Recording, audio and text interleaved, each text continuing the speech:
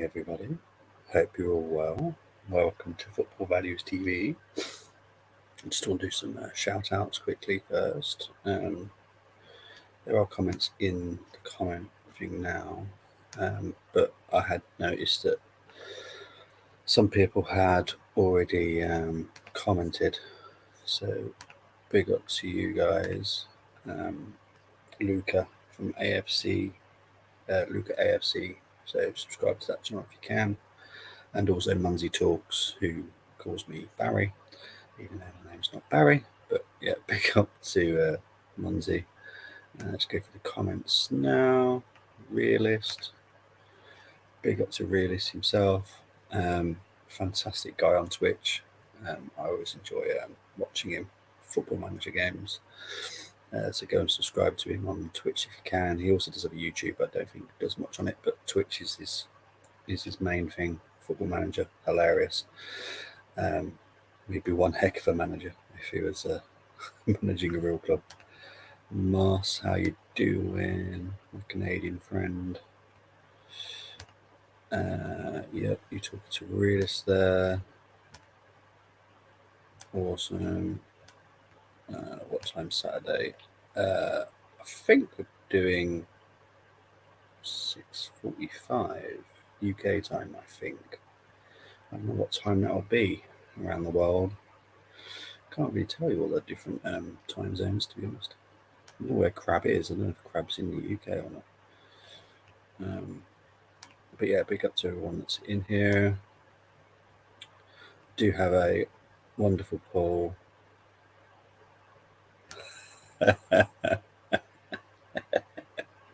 Yeah, I remember you saying that on when I was in your chat on Twitch. Yeah, you and me are quite similar with our clubs. Obviously, me being an Arsenal fan, you being a United fan. Oh, brilliant stuff. Thanks, Realist. And there is Rich from Eagle Eye Football doing fantastic stuff on the Women's Euros 2022. Next watch along, I think, is on Friday against the Netherlands. I'll be in your chat on that day. I won't be going to watch the match, just so you know, Rich. I won't be watching the match this time. I'll be watching on TV, chilling out in your chat box. Let's have a quick look at the poll that I put in there. At 8 votes, 62% Man City, 38% for Liverpool, no other votes for any other teams. Fair enough. So yeah, this is I did invite someone on, but unfortunately he hasn't got back to me, sadly. Oh yeah, I'll be more than happy to, mate. Thanks for the invite. Yeah, I'd love to. Thank you, mate.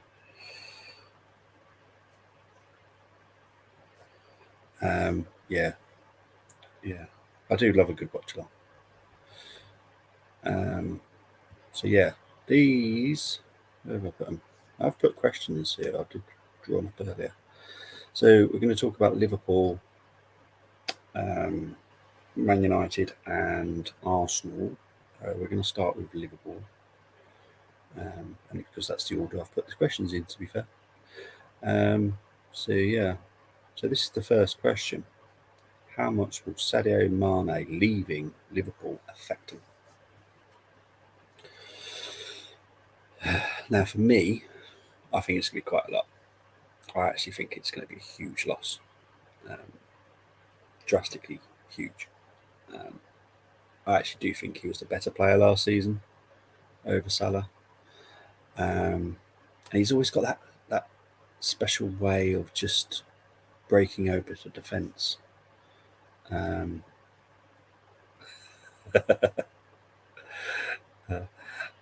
Well, you might be interested in the questions, Realist. We'll see.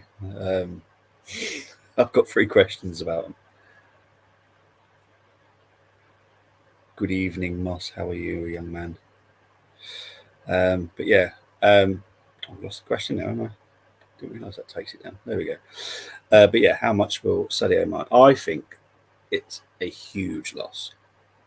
I think it's one that will make the gap between Man City and Liverpool a lot bigger. I can't see. I honestly can't see Liverpool even challenging next year. I think it will be they will be in second, and that is it. I just can't see.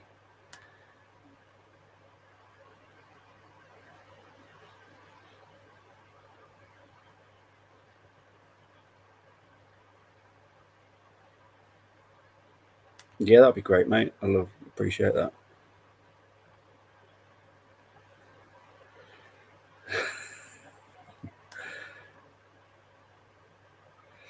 Oh, you're just all going crazy now, aren't we? But yeah, that'd be great. Thanks, Rich. Hello, Bobby K. How you doing? Got 2 Canadians in the chat now. That's awesome. Seems to be my life for the Canadians.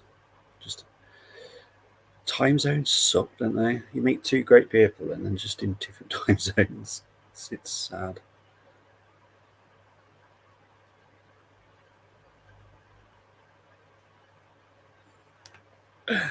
You have to have your pop, don't you?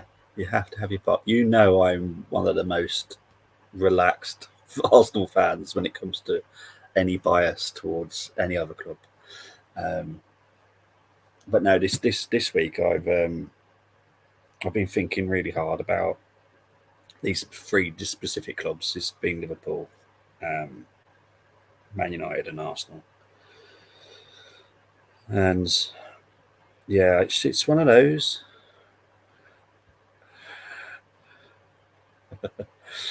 I like you. I'm not going to go that far. No, I love you, mate. You're awesome. I don't care if I'd speak to Tottenham. I've got a friend that's around here that's a Tottenham fan.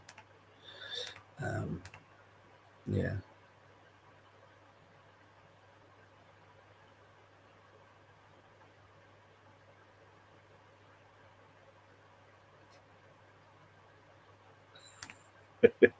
You guys are crazy. Right. Anyway, this question. Let's try and answer the question. Yes, it is going to affect them quite heavily, I think. I think they are going to struggle. Jota's very good. Firmino is, for me, okay. He's, you know, he doesn't excite me. Salah, I don't think he's going to be all there this season. I really don't. Um, and Nunez, obviously, but that's the following next question. Um, but I will get into the next question. So that's Mane. I think it will affect him quite a lot. Is Darwin Nunez going to help Liverpool win the title? My very quick answer is no. Long-winded answer is no. But no. The reason I just don't think he suits Liverpool. I just don't think he does.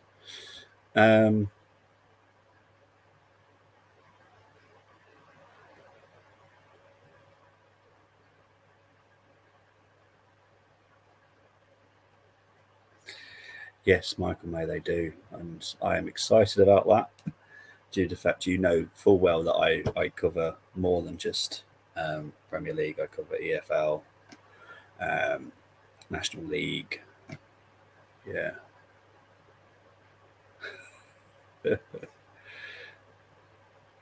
You'll go crazy again. But yeah, big up to Michael May for coming in here again. Thank you ever so much. I'm going to leave the poll up till the end of the show and see what the results are there.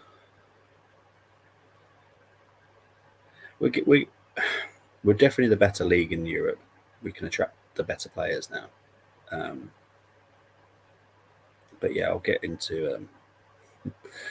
Oh, I don't know why my name's being called Booby. Or was that you, Bobby? I don't know why we're being called boobies right now. But anyway. But yeah, it's not. I just don't think it's the finished article. I've always said to anyone, what's my opinion on Nunez is he's very much like Kane, but he's only 22. He's not ready to lead the line at Liverpool. It's quite scary. The price tag that they've paid, I know it's like 60 something million that they've paid up front. I just don't think he's quite there, mate. This is what I do on this show, mate. Anyone's welcome in, honestly. This is why I put a StreamYard link in. I put it out to everybody. What I will do is actually pause my TV because I'm currently watching TV in the background, just so I've got something. What I'd say, realist, is I've watched him a heck of a lot, and he comes back and works very hard like Kane does. He doesn't he doesn't fall over as much as Kane. No, he's just very dogged. He's very tall. His finishing needs to be a lot better. His touch needs to be a lot better. But I think he will be a Harry Kane type striker. Um, I've seen him a lot this season. I saw him a little bit previous season. I don't know, we're talking about him really, but last season I watched a lot. I just feel he's going to be a Kane type striker. Whether or not it's going to go to the abilities of Kane, I don't know. I have my doubts about him. There's a couple of doubts I have about him. But he's only 22, and at 22 for Harry Kane, I think he wasn't even at Tottenham. I don't think. Bobby might be able to tell me different, but as far as I'm aware, Harry Kane at 22 wasn't a big man.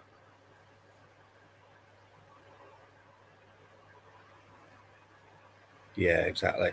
There's a lot missing for me, and I think that is the next question regarding Liverpool: is Liverpool going to need a midfielder this window to compete for the title? That is where I think they are lacking. They are drastically lacking, mate. Seriously lacking in midfield. There's stuff that I do behind the scenes, and I was looking at their like first 11 Liverpool, and their midfield is for me shocking.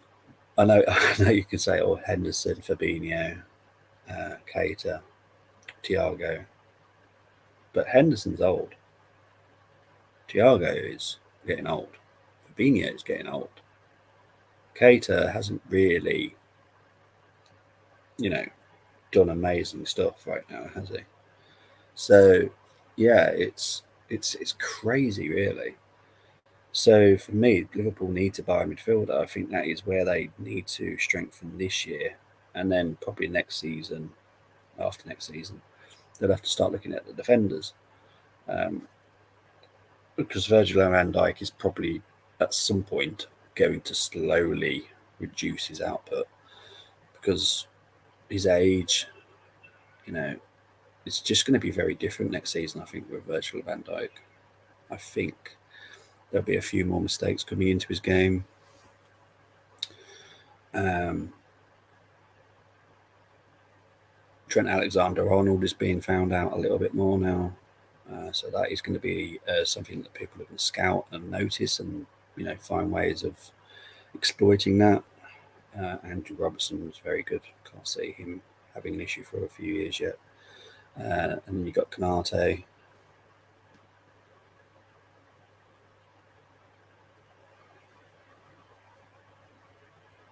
Guys just talking to each other. Wonderful. Let's have a look. Go for the comments whilst I finish Liverpool's question. Nunes and Hard. EPL getting better. It is definitely. Gap growing. Yes, definitely. Bobby, you're more than welcome on. I think the StreamYard link is in there. I'm pretty sure it is. Pretty sure I always put it in there. Yeah, it's in there. Any news on Basuma? No, I think that's I read that one about realist. His work rate going to be good for them, but yeah, definitely won't take him over the line. Sounds like Jesus is done. Anyone else hearing this? Well, yep. Well, so I've heard today, 7 to 10 days it's going to take, which isn't what I want to hear, to be fair. I'm guessing it's holidays and stuff or whatever. I don't know. It kind of annoys me now. De Jong or Anthony or both for Den Haag. I think De Jong might happen. I think I've heard Anthony is not 100% sure about leaving, is he? I hope we get Lissandro. Yeah. Liverpool old mids, sell Mane, Salah and get De Jong, or someone Studley in mid. Yeah, exactly. That's what I was thinking. That's why I said about the. I think they need a centre midfielder to improve and at least challenge for the title this year. So still pending investigation. Apparently cleared, depending what source check. Yeah, it's one of those, isn't it? It's an ongoing, non-stop, continuous story, that one, isn't it? It's been going on some time. Obviously, the police are very thorough with what they do. It is what it is, unfortunately. But yeah, anyone's welcome on if they want to come on. But we are going to go into the next team, which is mentioned. I'm leaving Arsenal to last. I like a dessert. So we're going to go into the main meal of Manchester United. Now, if Manchester United don't qualify for the Champions League this season, will the Glazers look to sell the club? My personal opinion is yes. I've heard a lot about their stock prices. They've got a massive dividend to pay out in January. The club is just losing value on the stock exchange constantly. I can't see how long the Glazers can wait. Because they've got to look attractive, haven't they, to stockbroker, all the people that the shareholders, they've got to look attractive. And if they're going to start going fifth and sixth, they're not going to look so attractive as a club, because you want to be on the Champions League stage. You want to be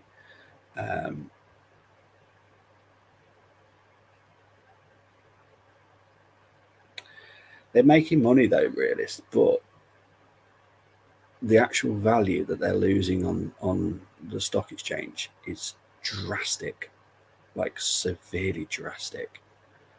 And I know you're a United fan, so I don't want to insult you. But I think there must be a tipping point for them, surely.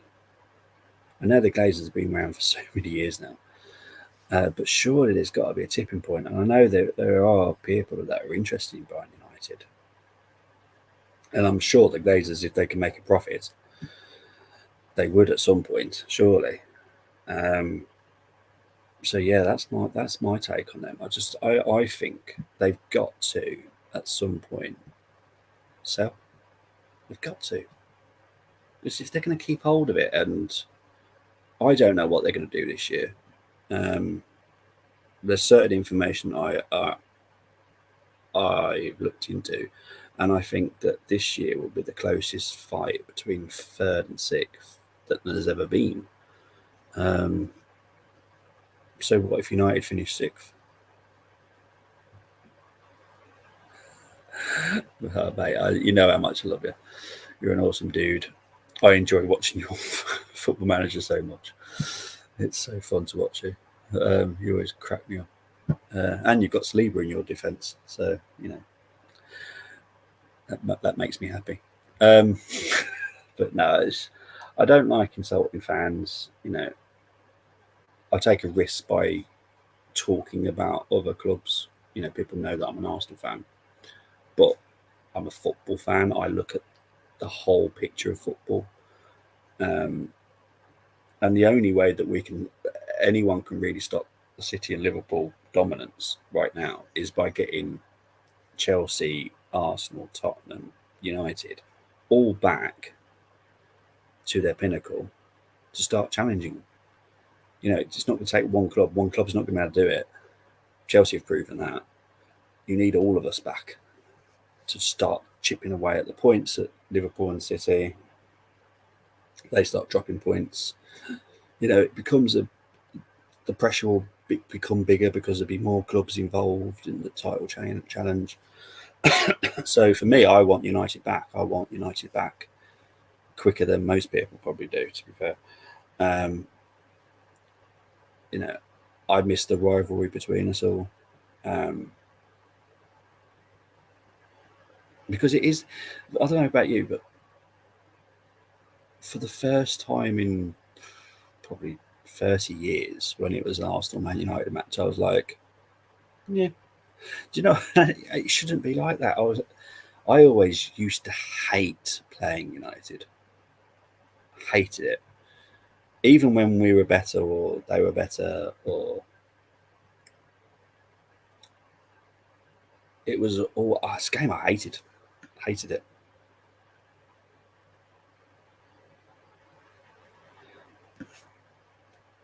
See, this is what you guys are all thinking, aren't you? This is what you're thinking. You don't think they can sell. I've just got this hot.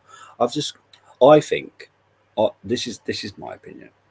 I think if they don't make Champions League this year, they're going to sell.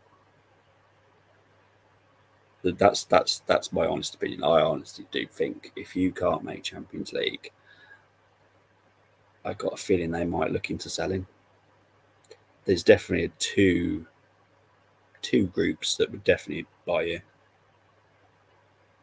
Yeah, I do get it. The Glazers are just money, money, money, money, money.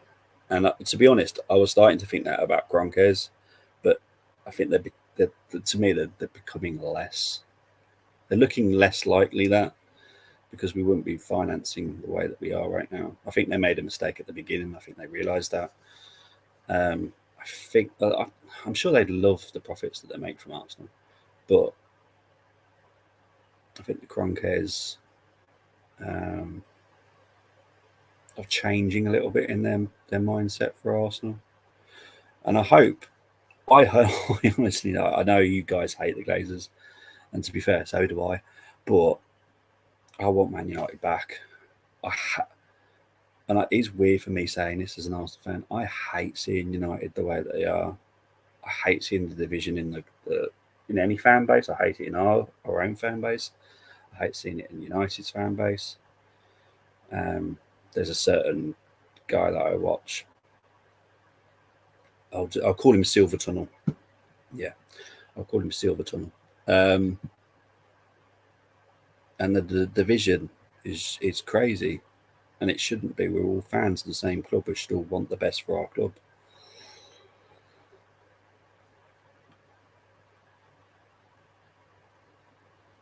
Yeah, see, that's you know. I think I think when I thought about this question,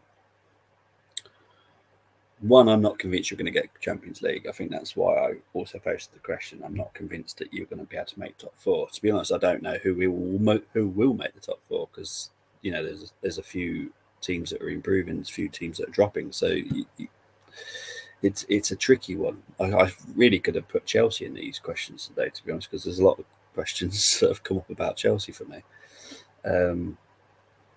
And maybe I should have put Chelsea in this as well, but I haven't done it. Maybe I'll do it next time.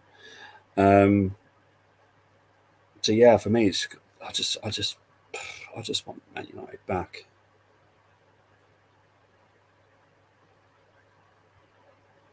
Well, I haven't given your channel a shout out, mate. Sorry, free Spurs boys for Bobby K.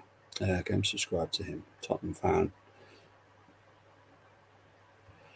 You know what? I think it's going to be one of those.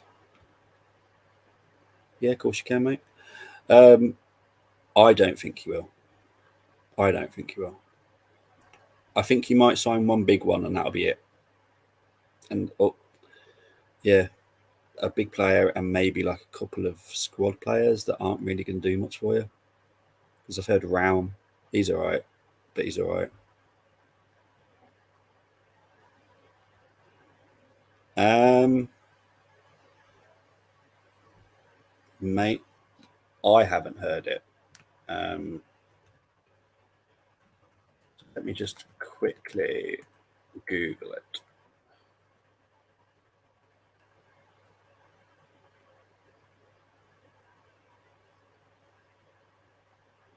Du, du, du, du. I haven't heard it.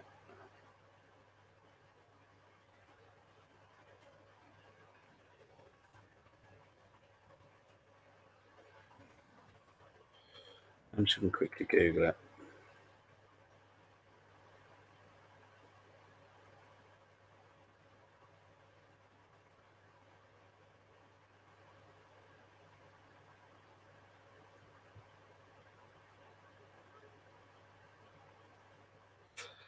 It is. I'm just reading to see if there's any big news on it.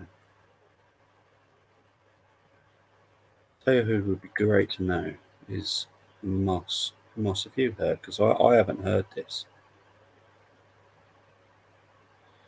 I haven't heard it. If I hear of anything realist, I'll let you know. Obviously, I'm in your Discord now, so I'll message you in there if I hear of anything. But I've not heard of anything, and I do keep quite close to the ground to hear about anything. What's Moss here saying? So will it be Anthony, Amazing Ajax, or Dion? I think it would be Dion. I don't think it would be Anthony. I've heard that Anthony wants to stay. He doesn't want to leave Ajax. So Da, da, da, da, da, da. I don't know what the fight's going to be. There's going to be it all depends what happens with Timber as well. If Timber goes, they won't sell Lysandro at all. I'm not going to repeat what you said there. But yeah, Chelsea falling apart. Possible. Yes, he does. He wants to do it. He's going to keep Marina for this transfer window to help him along when he needs it. Todd's going to do most of the negotiations himself. But yeah, it's crazy. Yeah, but there's talk that Timber is being linked with other clubs. I think that's what it is right now. So yeah, right. So I'm going to go on to the next question because that was a good discussion. But how much effect can Eric Ten Hag have on Manchester United fortunes this season? So what I'm basically saying is, can he do a Conte? Can he do a Tuchel? Can he do a Klopp? Can he do a Guardiola? Can he affect what's already there right now? Does he have this magic wand where he can just make Luke Shaw look a better Luke Shaw? Can he? I can't believe I'm going to say this. I'm going to try and say this with a straight face. Can he make Maguire a better Maguire? Do you know what I mean? It's yeah. They won't let him go, mate. If Timber goes, then Sandro won't be going. Yeah, but what I would say is that is one player. United need more than one, unless where this question comes into it, can Eric Ten Hag have an effect on the players? Can he already? I did giggle when I was trying to say it. I was trying to say it with a straight face, but I was like, nah, I can't. But it's just it, realist. You're a United fan. Do you think Ten Hag is actually going to improve Man United with what he's got now? Do you think he can do anything with them now? That's my question. I'm literally gonna have a wait actually to see what Realist says because Realist is a United fan. So the whole point of me doing these shows is hopefully to speak to fans of the clubs and get their opinion. You know, I have my opinion. I'm an Arsenal fan, but it doesn't affect my judgment. You know, that's why I'm wearing a Scottish top. So don't wear my Arsenal shirt. Yeah, you're spot on, really. All I've heard for weeks is De Jong, De Jong, De Jong, De Jong, De Jong.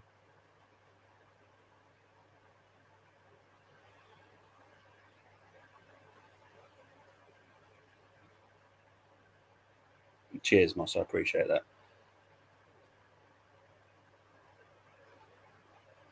There you go. I'm not going to say it because I don't like to swear, but Realist has put it there. Um, that is Yeah, it's just see Conte managed to get a little bit better out of some of the Tottenham players, and I'm not being horrible, Bobby, but he managed to get that little bit extra out of some of your Tottenham players that aren't that bad, but he managed to ooze that little bit extra out of some of them. Because you definitely had a Conte effect for me. Um, does that make sense, Bobby? If you're still listening, I don't want to be disrespectful to Tottenham either. It's a case of I think Conte just managed to rinse that little bit of extra that wasn't there before that helped Tottenham improve. Um, yeah, as Bobby's saying here, Ten Hag is again did well in Holland and was decent in Champions League, but it is an unproven manager. Only time will tell. Exactly, only time will tell. It's just a case of it is. My opinion is I don't think I'm a realist. There's something more complex wrong with Man United than there was at Tottenham.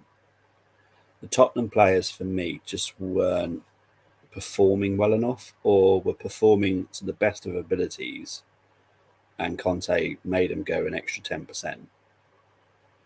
With Man United, I think there's a bigger problem. I don't know what it is.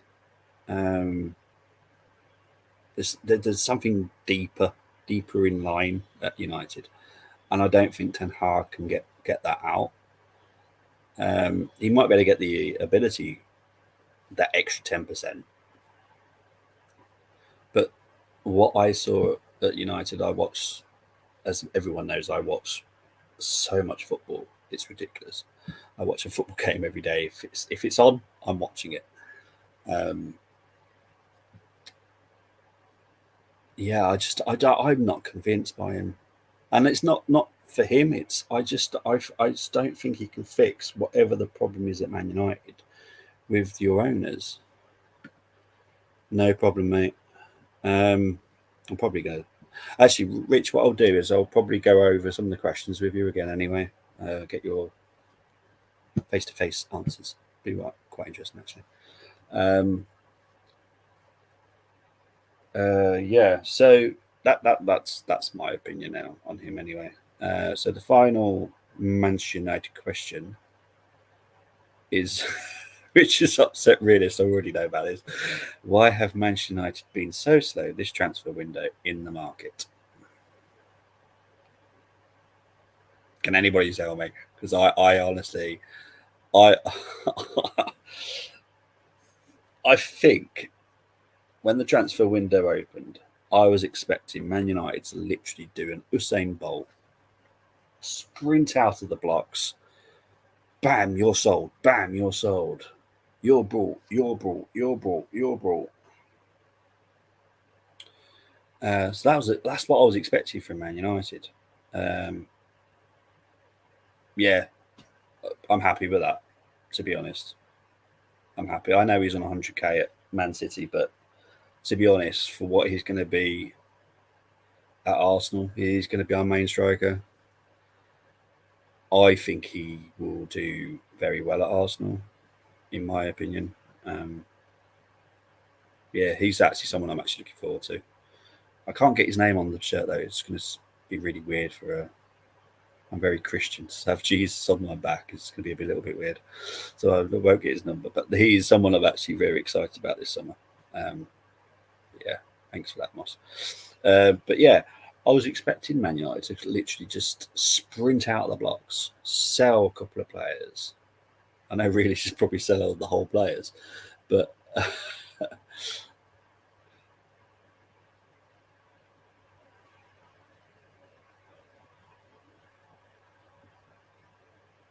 what I will say to that, Moss, is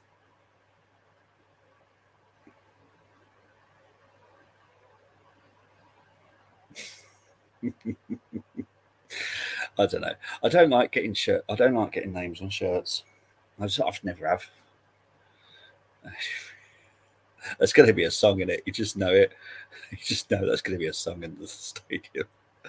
But yeah, also what we were talking about with that Moss is Ten Hag might be a great manager, but I think there's a deeper problem at United than just the players. I think there's something else there. I couldn't tell you because I don't know. Um,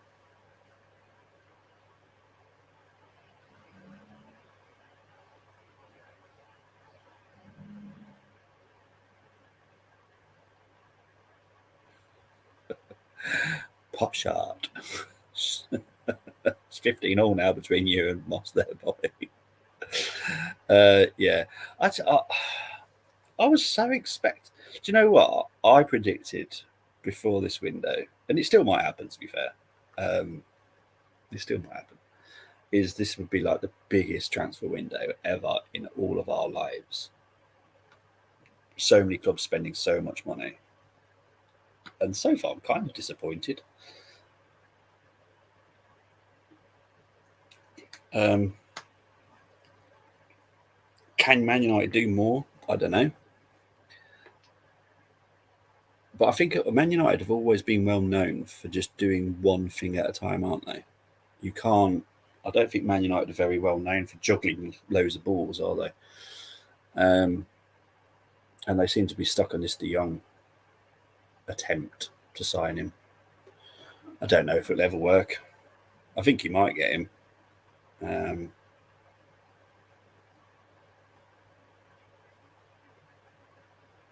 yeah, I think this is what we're saying. What we're saying about what we're saying about Ten Hag. It's Van Gaal should have done magical things at Man United, and he didn't. Hello, Paxton. Long time no see, mate. Yep, there you go. Paxton's a United fan, and there you go. Brilliant stuff, Pax. Good to see you, mate. Not seen you for a very long time. But yeah, it's just mad. Um, I'm disappointed. We're, I can't. I don't know how many they're even going to try and sign. If I'm honest, I really don't. I don't know how many they're going to try and get.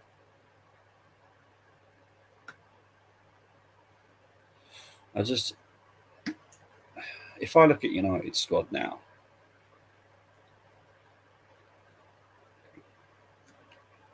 very quickly in my head, how many players you need? I'd say 6.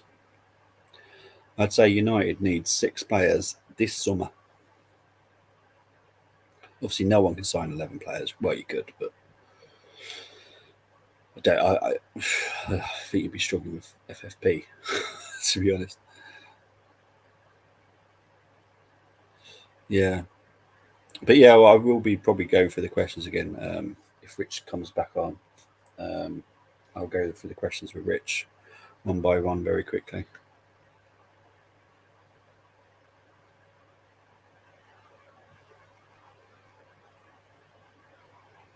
I think the best we is not talk about go from us, unfortunately. Um, yeah, he's someone that the Premier League is just going to avoid like the plague now, sadly. But yeah, as Pax is saying here, just over £100 million to spend. I was hoping to get players sold to bring up the funds, but we haven't sold anyone, so it's a Glazer masterclass. Everyone leaving the club for free is a clear out joke. Yep, I'm with you.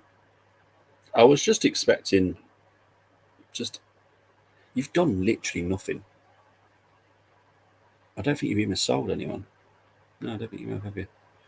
And what I was reading today is Isaiah Jones and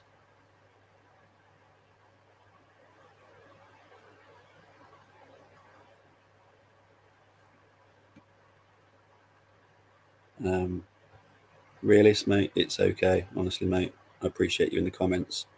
Any show I'm ever on is always a there's always a link. You're always welcome on, mate. Love to speak to you. But yeah, big up to you. Realist. But yeah, I was just expecting more to be done. bit disappointed, really. Yeah, so do I, to be honest. I've just learned today that all the videos I've ever done on Twitch do not save. And I've done so many on Twitch that not a single one. No, it's all right, mate, honestly.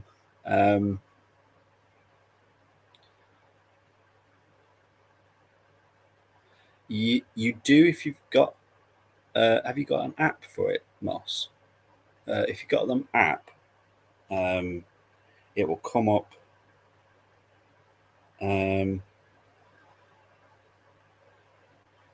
Yeah, if you got an app on your phone, it will tell you when Realist goes live. Normally, Realist goes live when I'm just picking up my son from school. So I normally like put it on when I get home, but yeah. Oh, it's Bobby K. Hello, Bobby K.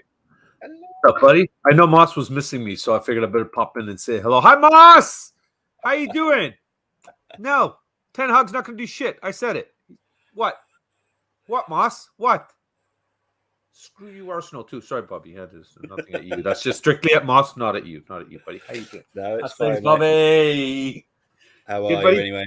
I'm well, man. I'm home early doing this morning shift thing, so got to get used to waking up before the Roosters do. But other than that, it's not too bad, man. It's nice to be home at this time of day. I'll tell you that. What time is it there now?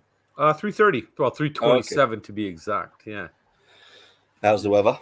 Beautiful, buddy. It's toasty. Toasty. Is You it? come spend 5 minutes outside here, and you'll look like me. Moss has asked you a question. How's the centre of world Bobby K? Well, it's perfect because the world revolves around Tottenham and me. Oh wait, shit! The wife's home. That's all about to change. Never mind. Oh wait, the kids are here too. Okay, I just went way down the pecking order. Always the way, mate. Always the way. Yeah, it's like 34 or something over here. It's toasty today, buddy. It's one of those sticky hot days, though. It sucks. It must be weird it must be weird to be in Canada because you get like super cold. Yeah, we get extremes, man. Mad extremes. Yeah. But you know Brian Daigle. I don't know if he's one of the YouTubers. He's he's Tottenham on tour. He's from England. He's only been here. This is his, I believe he's going into his 5th year, or it's going to be 5 years soon. Anyways, but he that's what he loves about it, though. Yeah, he loves the extremities with the the variations with the temperature and everything, where you go from this mad. No, but it's all what you get used to, kind of thing, right? I grew up here, and it's great. You know, you get used to it, kind of thing. And Moss, how do you guys in England do it again? Say that again. Sorry, what do you guys do in England again? Something like this, right? Because we do this one here. Owen is Rich. Nice. Hello, Rich. Hey, how are you? All good, all good. Just doing a quick supermarket trip. Slurpee run. Yeah. Avoid putting the girls to bed. Go wisdom. Nice. I'll step out. Yeah, no problem. I'm on the way. See ya. You're gonna take care of the kids while I leave? No problem. Yeah. Yeah, it's like, man, you're lucky you're on the beach in the Bahamas on vacation now. Listen, I've got to make the most of this weather because it don't come often here in England. Yeah. Well, that's what we were just talking about. Yeah. Well, you got rain tomorrow? Well, we have. Yeah, I don't know about you, Rich. Have you got storms? It better not be because there's sports day tomorrow. I think it's about 4:00 here tomorrow for us in the afternoon. So lovely. You might want to check your weather app. I would do so. I would do so. It's definitely tomorrow. So sorry, Bobby, I jumped in the middle of something there. What were you talking about there, bud? Where were we at? Oh, which one question? We've just done. I think we've just finished. Actually. So you've perfectly timed this. It's an Arsenal question.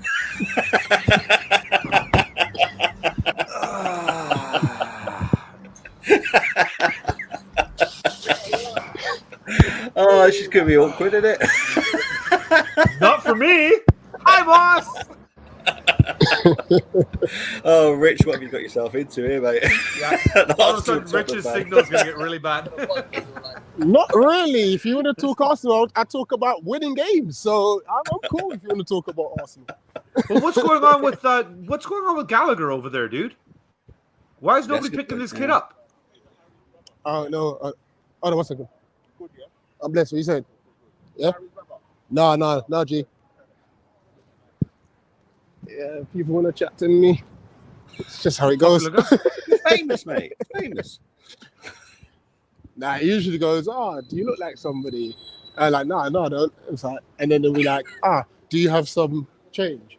So my follow-up question is always, what would you like to change for? The answer tends to be, I'd like to get some food. Okay, no problem. Which shop would you like to go get to? I'll get it for you. Yep. Yeah, that's what I do. That's how the conversation goes. Yep. Every time. Same thing here. Yeah. Yeah. Oh, Moss just put it too. Gallagher, we need or something, right? So. Yeah. So I think with Gallagher, I'm sure we will inquire. I think there's been a 30 million price tag being put on him. Yes. Which 30 million pounds though. Yeah, 30 million pounds. Yeah, which isn't the worst fee considering like the inflation in the Premier League. But I think we've also steal. Yeah, but we've also got to be sensible. He's here too. You had to bring an Arsenal guy in. First time. That's why I'm happy. Actually, you brought an Arsenal guy, but it's our first time. Sorry, Rich, cut on you. What were you saying, bud? Yeah, Tariq timed it perfectly fine. He heard me say that we beat Arsenal, and look at him coming in. He was just sitting there waiting to push the button. Add, join now. Yeah, but now what I was saying about the whole Gallagher thing is like, listen, 30 million is still, I get that, but we've also got to be very smart about our business. We don't want to become a club that's spending the 30, 40s per play. The last time we did that was Benteke, and it was a mess. You know, not saying that Gallagher's a mess, but we're better at like spending very little and getting very good talent. You know, so if we can find someone who is as good as, may not be as much better, but as good as for cheaper, then I'd rather us do that. To be fair, like I said, Joe Aribo could go for as little as 10 to 15 million. Joe Aribo's decent. So you're saying like play the market that you know? Yeah, I think we should keep doing what we're doing, what we're good at. There's no point of us trying to be like, oh look, we got a little bit of money from Techstar, let's start spending. Nah, because then we're gonna hit a brick wall. Yeah, you know, and there's been a few. Look at Leeds. You know, there's been a few teams that have just gone shelling out and then they're stuck. You know, so yeah, if he doesn't come, he doesn't come. You know, but at least we know what type of model player we're going to be looking for. You know. Definitely. Yeah. But what is happening with Gallagher? Because there's no bids or anything right now. It's just all speculation and rumors in terms of where he goes, right? Yeah. But that's what I'm shocked about. Like, you have a homegrown player at what I would say a steal for a price for the talent he is, the age he is, everything. You know what it is? At 30 million, right now. Clubs are playing smart. They're waiting it out because at the end of the day, Gallagher's going to have a decision to make. You know, that 30 million could easily become 20 with add-ons, and it could be ridiculous add-ons as well. So, like, clubs are playing it smart, saying, "Listen, Gallagher, listen, you got a World Cup year coming up. You want to sit on Chelsea's bench? All right, that's up to you." Yeah. Gallagher's going to have a very big decision to make in about 3 weeks. You know.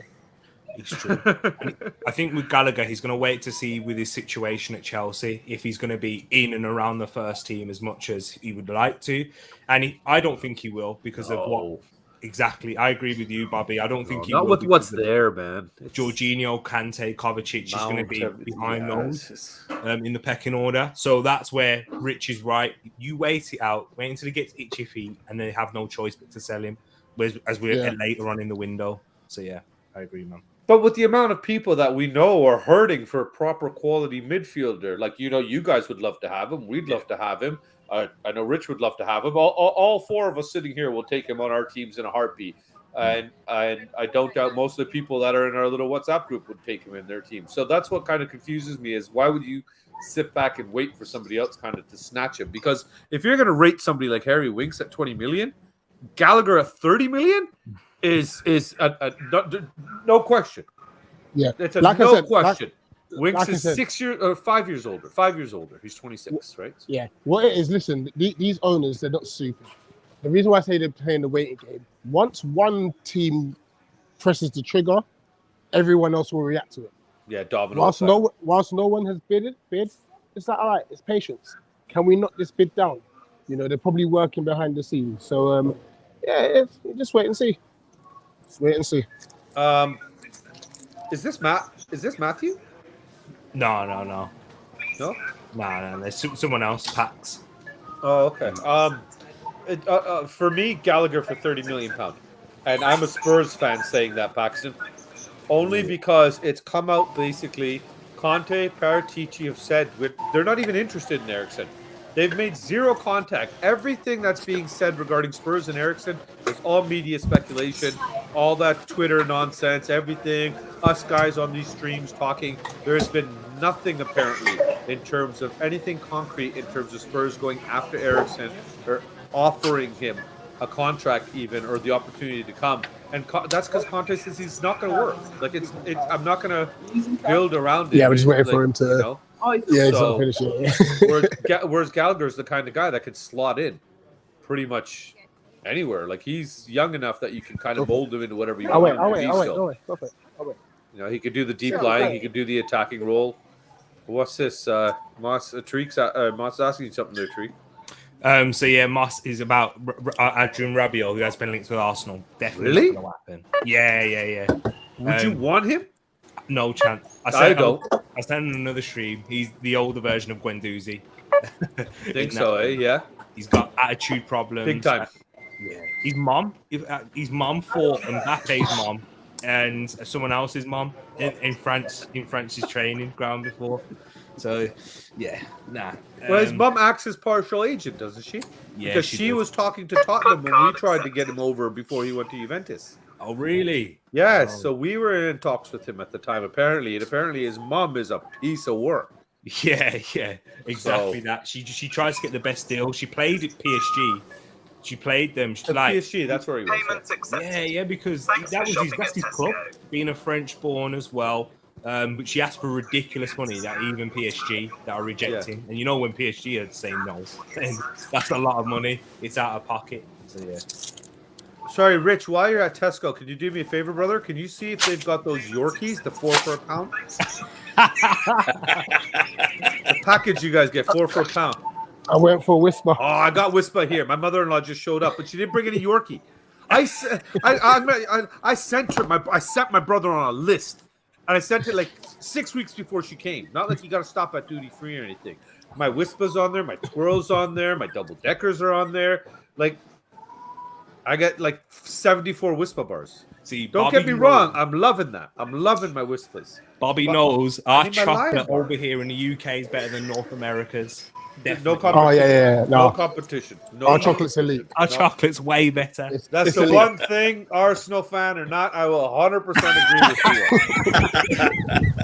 you. That's one thing I will 100% agree with you. Last time I was there, Tariq, I came in January 2018. Unfortunately, it was not for a good thing. My father-in-law was terminal at the time, so I wanted to spend some time with him before we lost him. But when I came, because I came on what was basically... Oh, sorry, I'm lying. It was for the funeral a few months later in March when I came. Because I came on a bereavement flight, I was able to bring a second suitcase. Oh. So I did. That second suitcase came back as basically a confectionery shop. Monster Munch. It was. I had literally 22 kilos of Tesco in my bag. I went to Tesco shopping with my suitcase and just let me see what I could get in here, and then I'll stop shopping. And it was like £60 or £65 worth of food from Tesco, which is a shopping cart. Yeah, but the value of that here, it's ridiculous. It's more expensive, isn't it? Oh, it's nuts. You go, okay, so we have like the British, he has to eat it right in front of me too. Oh,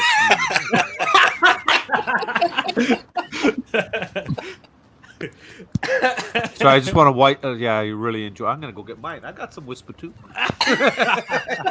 No, but you go here. So we have the British shops like do the import stuff.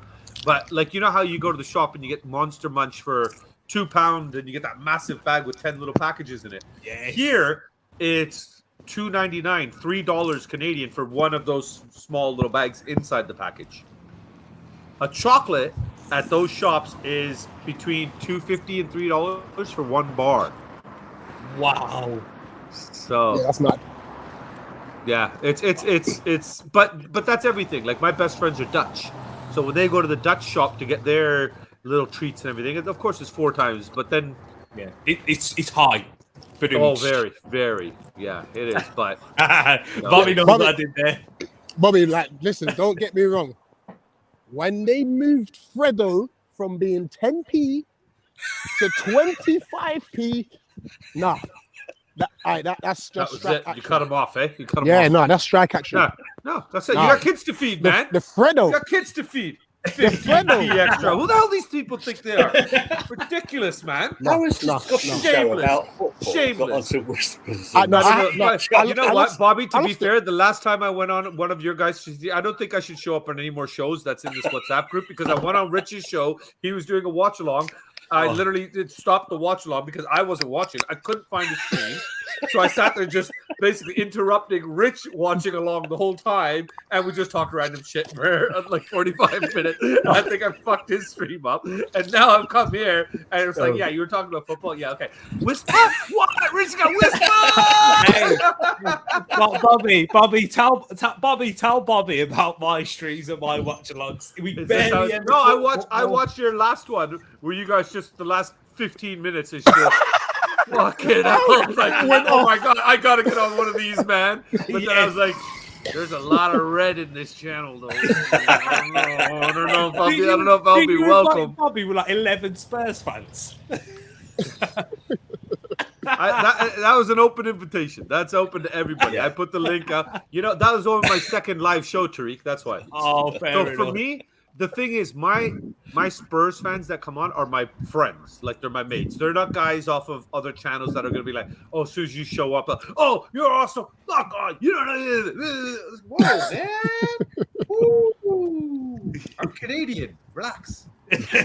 Oh, we're passionate. Well, we're not English crazy fucking passionate. You know what I mean? Like, I was born in England, but I was raised here. So I've been, I'm desensitized, but I'm also been softened up, I should say. It's like I was talking with Moss, how we were talking, and he's like, the aggression level that you get from fans in England that support their club. Like, you walk, I could be walking down the street with a shirt, my kid's channel shirt on, and somebody will be like, fuck you, fuck Tottenham, blah, blah, blah, you bastard. Screw your kids. I hope you die and burn in hell. Hey, Yeah, man, you have a good day too, bro. It's like that video that went viral where a guy was just wearing a Chelsea coat, and then someone said F Chelsea. Oh yeah, and he went mad. Yeah, he went mad. Yeah. Well, did you see that Sol Campbell one? Oh yeah. Oh, That was no. You know what? was Judas bastard that y'all are sold. You don't deserve that. No. Not when you're out. You're in your. Like he was a kid. You know what I mean? Like he made a decision that at the time that he thought was right for him. He made that decision. He lives with that decision. You know, it's did he do it the right way? For us, no. As Arsenal fans, yes. You know, there's two sides to every story. There's at the end of the day, he could turn around and say, "This is what I picked up. This cup, this cup, this cup." Had he stayed at Tottenham, he would have got this cup. So, you know, like as far as much as I hate what he did, Does that say Audi on it? Is that Audi? You know, Bobby's at home with the boys, like his own little podium set up and stuff. Get the party poppers out. I keep my kids' football medals close so I know what they look like. yeah. I got their trophies all here. They're all stacked up. I got like 30 other medals right here. You got a Champions League runners-up one though. Look at Bobby. No, T. You are sorry. No, shameless. I was just wondering why you're talking about Champions League. Watching football on a Wednesday night. Oh wait, no. T, that is shameless. You play Thursday because you've got a runners up middle too. That is shameless. And hey, of course. Thank you, Rich. Eddie, people, I need to get back to work. No, don't go to the kids. Did you finish? No. Before you get in the house? Not that work. Teaching work. The work don't stop. Yeah, real work.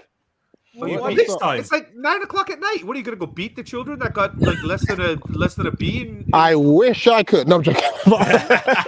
Why don't you? You don't taser nah. your kids over there? This is what's wrong with the educational system in the Western world. Let's talk BK? about that. You've got to work smart. I know it's my evening, but I do it now and I rest on the weekend. Oh yeah. I know what you're saying. I get you. Yeah, but you go into the room and tell your wife you're doing work to keep the girls with her, right? Whisper. Sorry, Whisper. my English is Whisper. not so good. You should know that. Whisper. Bad connection. That was no English. Hey, people, peace. See you later, Rich. Who's going to defend me against these two? Don't leave, Riz, no! Oh man. Oh, and you throw me in the middle as well. Thanks, Bobby. An Arsenal sandwich. I know, yeah. Anyway, we need to answer this question because Moss asked it earlier. Oh, okay. You're going back to football now. So what do you reckon, Tariq? No, I got you. And we'll ask Bobby K as well, but he'll probably choose the worst one out of all of them. So. I know who I want for sure. Tielemans all day long. Tielemans gives you everything that the best aspects from each player. So Fabian Ruiz, with him, he gives you, good technical ability. That's what Tielemans has. Fabian Ruiz, one-footed, I think, as well. Yeah. Quite, very similar to Xhaka in that mold. I think he's a better player technically than Granit Xhaka, but not enough of an improvement in my sense. Gallagher had a brilliant first season. Well, not first season because he's had a couple of seasons now in the Prem, but brilliant season last year in the Prem, but still had yet to prove and have a sustained run of proven quality. Whereas Tielemans brings you the goals, brings you the assists, can play on both sides in central midfield, can play in a two in midfield with a Partey next to him as well. And yeah, Rabiot, absolute no chance. What about you? What about you guys? No. Mm-mm. Who would you go for, Bobby K? For my team or for you guys, for Arsenal? Can you take your Tottenham head off for a little, Of course, yeah. When we talk about football, we're talking about football. That's okay. Who do you think would fit in the Arsenal thing? I think honestly, for you guys, because of what I look at with what you have in your midfield, I would say Gallagher only because he could be molded into that attacking forward that you would want to play off in Nketiah going up there, and then you got the pace with Saka and Martinelli off to the sides. I could see him playing that number 9 kind of just be off the striker kind of role and coming into there because he's got the pace to get up there. And the fact that he's so young and he's so talented, I just see his ceiling as being so high. Whereas Tielemans is great at covering the back line. He's a very good workhorse. But look, you look at just that game where we came back and beat them late in the game. He was at fault completely for that last goal that we can see. Yeah. The man just he doesn't play 90 minutes. He's known for that. He doesn't play 90 minutes. I don't think you guys need somebody that doesn't come in and put in 90 minutes. You need a workhorse. And I think you could mold Gallagher into that workhorse. Rabiot shouldn't even be on this list. No, it's true.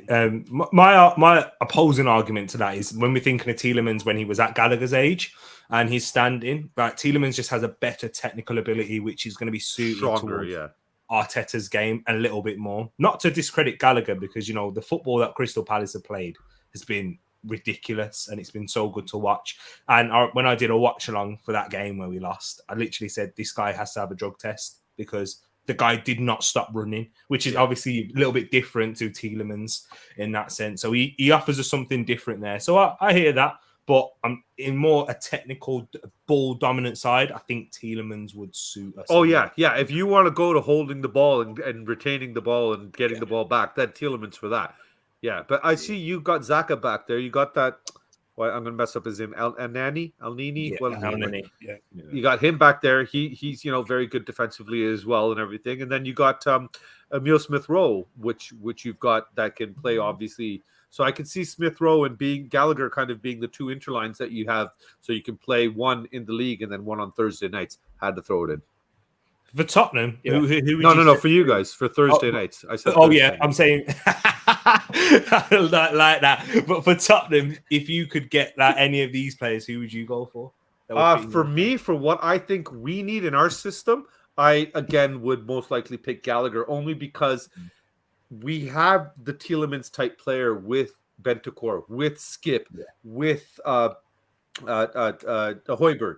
So with the three workhorse midfielders that we have that are able to retain the ball, able to get the ball back, win the ball back, and cover that back line, I don't think we need to add to that. I think we really need to look at, like, there's one stat that a friend of mine continuously brings up, that we dropped 25 points to low block teams because we weren't able to unlock them. We had no creativity in the midfield at all. So that's why I know there's a big push for a lot of the Spurs fans to say, get Eriksen back, bring that creativity back, bring that creative. But for the amount of money he wants, he's going to be a bench player. He's going to be a rotational player. He's not going to be playing our squad games of the PL games every week, week in, week out. So I'm glad that's why we got Bissouma in, because I think I freaking rate that guy. Before we even connected to him, I always liked Bissouma. I think he's just, to be fair, I've only ever seen him play against us. It's not like I go watch Brighton games on an off day. And every time the guy played with us, he gave me nightmares that night. You know what I mean? I'd see the dreadlocks and stuff like that in my dreams. And, and I'm just so pumped that we got that guy. But Gallagher would be the one for me, just so we have that option to change tactics and change the formation and go on to get something, basically. I understand. He breaks the lines much better than the others. What about you, Bobby, if you had to choose? If we hadn't signed Fabio Vieira, I would have said Gallagher, but we've already got someone. Oh, yeah, fair enough. So yeah. It's got to be Tielemans. Fabian Ruiz, I don't know. It's just something not quite right about him for me. In the I Premier can't put my League, finger on it. With who, sorry? Who was that? Fabian Ruiz, the guy from Napoli? Napoli. Napoli. But yeah, it's just something about him just doesn't fit right for me. I don't know. I can't put my finger on it. I need to look more into him, to be honest, but I don't think he's right. It's the mobility factor, Bobby. I think it is, yeah. It's very much like a Xhaka again, isn't he? Exactly. And the Premier League's so intense. What Xhaka at least gives you is some form of physicality without that mobility. So he's not a passenger. I love Xhaka, man. Xhaka's the best player you guys got. I love him. I bet you do. I love when he plays good. That's not a good sign, then. That's not a good sign. I love it. The amount of cards that guy gets. I'll get on to the next one. Sorry, I feel very sorry for you, Bobby Gay, because these are all Arsenal questions. When I do this, I will have a question. You got Tariq in here. Don't worry, it's all good. It's an Arsenal channel. Tottenham as well. We're quite in similar positions at the moment with our transfer windows, I'd say. No, we have similar players as well. Bobby, are you noticing this? Because obviously I'm coming from a biased perspective, where every player that we go for, guess who's linked with him as well? Oh, it's a two-way street. But come on, Tariq. This has been going on for 10 years now. This has been going on for 10 years now. Nothing's changed. That's why it was funny because somebody was talking about this on a Spurs stream the other day. They're like, why is it Arsenal is linked to every damn player we link to? And I'm like, what's changed? It's true. To be fair, being Spurs, we're linked to every player out there. Yeah, same with us as well. It's absolutely ridiculous. That's why I'm getting fed up with the social media and it's like, shit, man. If it's not coming from a reliable source, who cares, man? It's all just talk. It's all just talk. Like, we as fans can say, yeah, like the conversation we just had. Why would you prefer Tielemans to Gallagher? Why would you prefer Gallagher to Tielemans? But that's an honest conversation. We're not sitting here trying to say that, okay, this is what, Edu, that's your sporting director. Is he still your sporting director, right? Yeah, technical director. Yeah. So technical, sorry. And like, is okay, this is what he should do. You're not going to tell the man to do his job. He's not watching this. He's going to do what he's got to do. So what he's got to do for his team. But it really comes down to what your formula now is in your club, because ours has shifted dramatically. We've clearly done a 180 in terms of what we traditionally have done in the transfer market. The Conte effect is more than obvious. The fact that we're signing players before the last week of the transfer window, or the last day, I should say, is shocking. I have to consistently, Spurs signed somebody. I got to run to the calendar and make sure it's not the end of August. Have I missed 2 months and nobody told me? That's the reality of what we've had in the past. So Conte coming in, he and Paratici have made it very clear that you, Levy, sign the checks. We will do the football end of it. And it's happening. Things are moving and the traction is fast. Not this, we talked to this guy for 6 months. Like the Bissouma thing was boom, boom, boom, done. Perisic, okay, we talked to him the next day the announcement came kind of thing. Now they're talking about Rafinha. You know what I mean? They've apparently they're tabling a bid for him. They're putting one together. You guys apparently have already pushed forward with that as well. So it'll be interesting to happen there. That's the one tug of war I see coming between us because that guy adds some serious quality to both teams. Yeah. The fact that he can play anywhere across in the middle of the field to any of either of the wings, he is seriously wicked. That's what I'm worried about, man. And with the way that you guys are acting, very aggressive, which is unlike Tottenham. Yep. Who would you give? Like, I know they're both factors in this, but who would you say is more the deciding one? Is it a Conte or is it a Paratici? I'm going to say Conte right now, only simply because of when you look at the fact that we got Perisic, that's completely outside Tottenham's mold. Not young, not resellable, and you know, high wages. These three strikes right there for the Levy chain. No, stay away. You know, but we got him. So I'm going to say Conte is the man putting the pictures on the wall, and Paratici is the one responsible to bring that picture, that face into the room and get a jersey on it. Yeah. I honestly think they are a cohesive unit that are trying to get things done. The only thing that's frustrating me with the Paratici thing is it seems like he doesn't know about any other league than Italy. We just seem to be linked to every player in Italy. And it's like, you know, they've got a league, you know, in Portugal, there's one over here. Even Iran's got a league. Even India's got the IPL. Come on, man. Like, look, you know, look around at least, right? So it's interesting to see what's going to happen, but I'm not asking for 20 million for weeks. I'd ask for fucking 20 Wispas from Rich. I would have been happy. You know you would. You know you Monster Munch. Okay, 2 packets of Monster Munch. We heard your story. We heard your story about the chocolate. So yeah. Oh, mind you, he has come back. There you go. Yeah, there you go. There you go. Is he? Sorry, what jersey is he wearing? Is he what? He's an Everton fan. Oh, he's an Everton. Oh, okay. Yeah. So he's probably losing his fucking mind. He always does. What? To be fair, 20 million on Winks. Holy shit. Anyway, can we answer this question? I'll go with you, Bobby K. How many do you think Arsenal will sign this summer? We've already got 2. I'm gonna go with the answer I know can't be wrong, which is 1, because you did sign that Vieira kid already, right? Marquinhos. Oh, that's true. That other one. Yeah. 2 now. Yeah. Okay, so 2. I'm gonna say 2. You're gonna say 2, right? Tariq, go on then, mate. Right. I think so. Jesus and Moss. I know he keeps asking it in the chat. I'll answer it now. So it looks like with Gabriel Jesus, that could be done in the next 7 to 10 days. Arsenal had a verbal agreement with Manchester City, which has come from Ben Jacobs, and you know, I think it's Ben Jacobs. Yeah. But anyways, don't quote me on that, but that's news that's come out probably in the last hour or 2. So interesting. It came out at 4:00. He did an interview with the guy that I don't like. Oh yeah. And I watched the interview because obviously Ben Jacobs is quite well known with Arsenal stuff. So it was at 4:00. He came out. That's it. Yeah. Because there was something earlier today in the Tottenham threads too that said Jesus prefers Arsenal to Tottenham only because of the availability of playing time for him too, right? Yeah, I think it's the Arteta link as well. Oh, yeah, that too. Yeah, because he was under him at City there, right? So yeah. Playing up front as well. Yeah, for Brazil, isn't it? That's because that's the position plays for them. So so it looks like Jesus is coming in. So you got Trusty, Turner, Jesus, Fabio Vieira, Marquinhos already. That's what it looks like. I still think we're going to go get Tielemans. I'll go into a little bit more detail on that after. But this is the one I'm most excited about. And this is the one I want to happen, just on a personal perspective more than anything else. Rafinha. That's the one that I want. I'm nervous because it looks like, from news breaking, of course, this is an ever-changing scenario, Dembele could be staying at Barcelona. So that puts Barcelona out of the race. Why?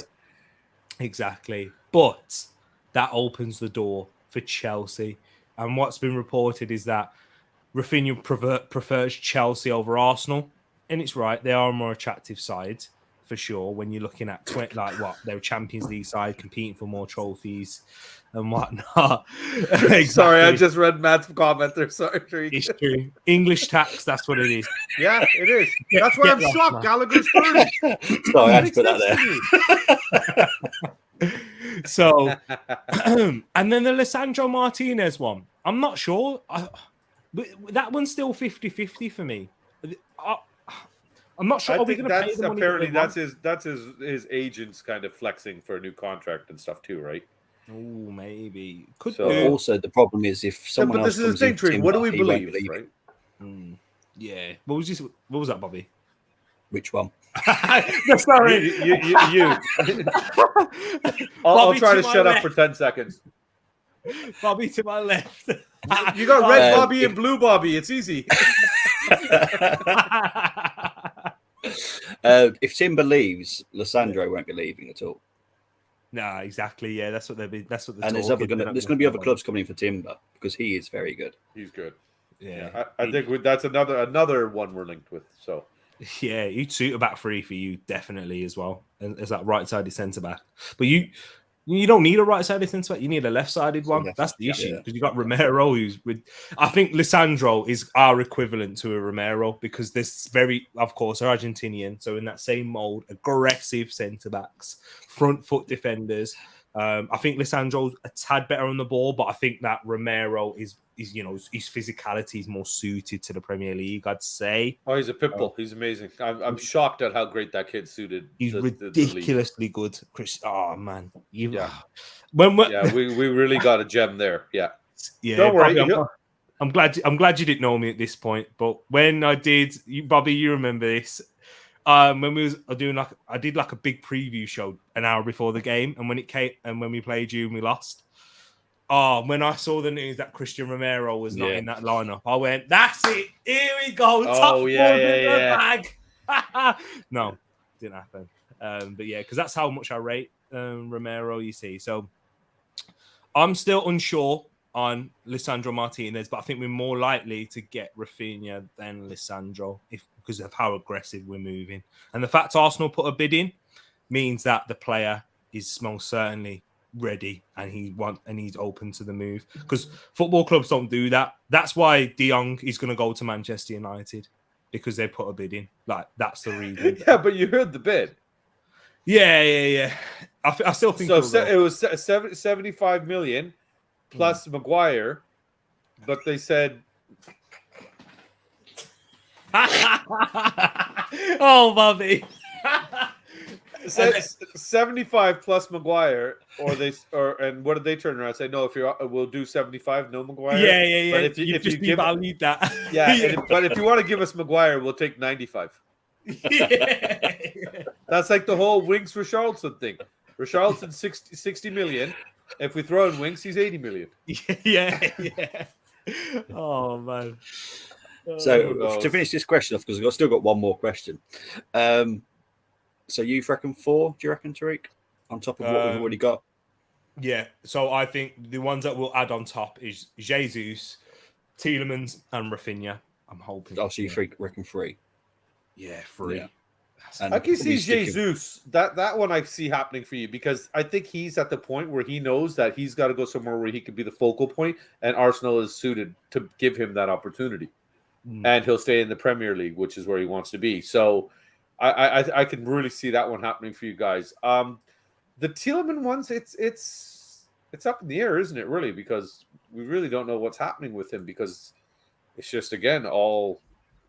Jabber, right? I think Tielemans is not happening. Oh, really? That's my honest opinion. I think that is off. I think that is off. I've got a different opinion, you see, and my reason is for that is I spoke about this and I've got it all set up. So you ready? You ready for my little monologue? So hold on. So with this Tielemans deal, there is 1 year left on his contract. And Ben Jacobs also spoke about this, that Leicester want 30, 31, 32 plus add-ons in terms of millions. So they want 30 plus add-ons. Arsenal are not willing to pay that. We see him, we value him at £25 million, and that's what we're happy to pay for. But obviously Leicester are reluctant to do that. Leicester currently have the power because they don't need to sell. They're a Premier League club. They don't need to sell, and if they can risk his value depreciating if another club comes along and deems that, say Tottenham, for example. I don't think it's going to happen because you got Bissouma, but another club says, all right, we'll pay the 25 million to take him off of Arsenal's hands. That's what Leicester are waiting for. But with Arsenal, we know as long as there's no interest, and as long as another club's not willing to pay that money, as long as he's not willing to pay that money, what will happen is when we get towards the end of the transfer window, Leicester will have no choice but to pull the plug. And if they don't, and it comes and the transfer window's ended, in a few months' time, literally after that transfer window shuts, his value has depreciated significantly. Yeah. So Arsenal are waiting in terms of that sense. And I've seen the comparisons with Aaron Ramsdale. We did the same thing because Sheffield United were asking for 30 plus million. And Arsenal said, no chance. You've just been relegated for into the Championship. We're not paying. We'll be willing to do add-ons, 25. And I think that's what we're going to be likely to do with Tielemans as well. So we set him. We see a price. We know there's not much interest going in for him. We'll wait this out and let the player kick off a fuss, and then also that his value will depreciate as longer, as the window moves on. So I think that's probably. I still think that's going to happen, and the only way that's not going to happen is if Leicester decide, no, you're not playing this game with us. We won't sell him at all. We'll even let him go on a free just to be stubborn. Do you know what I mean? Yeah. And I think you're right about that, Treek, especially the fact that we went and got Bissouma already. That takes us out of the equation almost, right? So it'll be interesting to see what happens with that one. There's just so much happening right now. It's crazy the amount of money that's going to shift hands over the next few weeks. Yeah. And the amount of players that are going to switch. I just hope that, they're players that improve us. Not you, obviously, but us, right? And the slight difference, I'd say, just in case people are wondering, but you paid the money for Gabriel Jesus. Gabriel Jesus is an in-demand player. Yes. He's attracting a lot of interest from other clubs, which is why Manchester City's financial situation and the fact that the player clubs are willing to pay 50 million or 45 to 50 million pounds for him. That means that that's his value. It's not what we deem it as. It's not even what Manchester City as the club do. It's if teams are willing to pay that money. It's how much the buyer is willing to pay for. Do you know what I mean? It's like Harry Maguire. We all know that Harry Maguire is not worth the money that he is, but Manchester United were stupid enough to pay that money. So okay, they paid the same as much as Van Dijk. I know more. I think we got Romero for half. Exactly. Yeah. But to be fair, honestly, I actually feel bad for Maguire because being an English player, I obviously support the English national team. But oh my God, wow! Like, talk about a steep drop. Yeah, tell me about it. Exactly. How he gets into the England squad over Dyer, I don't know. Yes, it's true. It's true. Okay. And Matt hits the point there. Once it goes past the June the 30th, they enter into their next year, which is his final year of his contract. Right. Yeah, there you go. Because that's when the contracts expire, don't they? So, hey, we'll have to wait and see. Final question, Bobby K. I'll ask you first. If Arsenal finish sixth with no Europa League success, should Arsenal sack Mikel Arteta? Now, I'm going to give you two answers, if that's okay, Bobby. Yeah, go for it. First, I'm going to give you one as a Spurs fan. Never, ever sack Arteta. Give him the man a lifetime contract. Erect a statue of him outside right now with a fucking gold crown on it. And please, please, please just praise him for being a nice guy and being a cone shifter. Great. As a football fan, yes. 100% he's got to go then. Because I think I can't remember who I had this conversation with. I thought it was maybe one of you in the group or something. But when you look at the top of the food chain, now to me, United's Ten Hag is a question mark because it's United, and they've just since Fergie have just obliterated managers. They've tainted world-class managers and screwed them up. And I don't know why. I don't know what's happening over there. It's such a historic, glorious club, that people to this day have children and make their children support because of the glory that they saw 30 years ago. So they're always going to have that fan base. Ten Hag's up there. Chelsea at Tuchel's up there, Champions League winner. Guardiola, Klopp, Conte. When you're talking these names and then you throw Arteta in, you're talking again about a guy that went from being an assistant coach and is only, as far as I'm concerned, the manager of Arsenal because he was a formerly loved Arsenal player. I don't think if Arteta didn't play for you guys, he would be your manager right now, personally. I don't think he would be the man in charge right now. I think you would definitely have somebody else there. I honestly think you'd be Rich. I'm glad you're gone so you don't hear this part. I honestly think you guys, if you want to stick with an old player, you'd be so much better off to get Vieira. He is wicked. He's done so well at Palace, But then I see what Henry's done. He couldn't even coach Montreal Impact. So yeah, get Henry. Yeah, get Henry. I love that.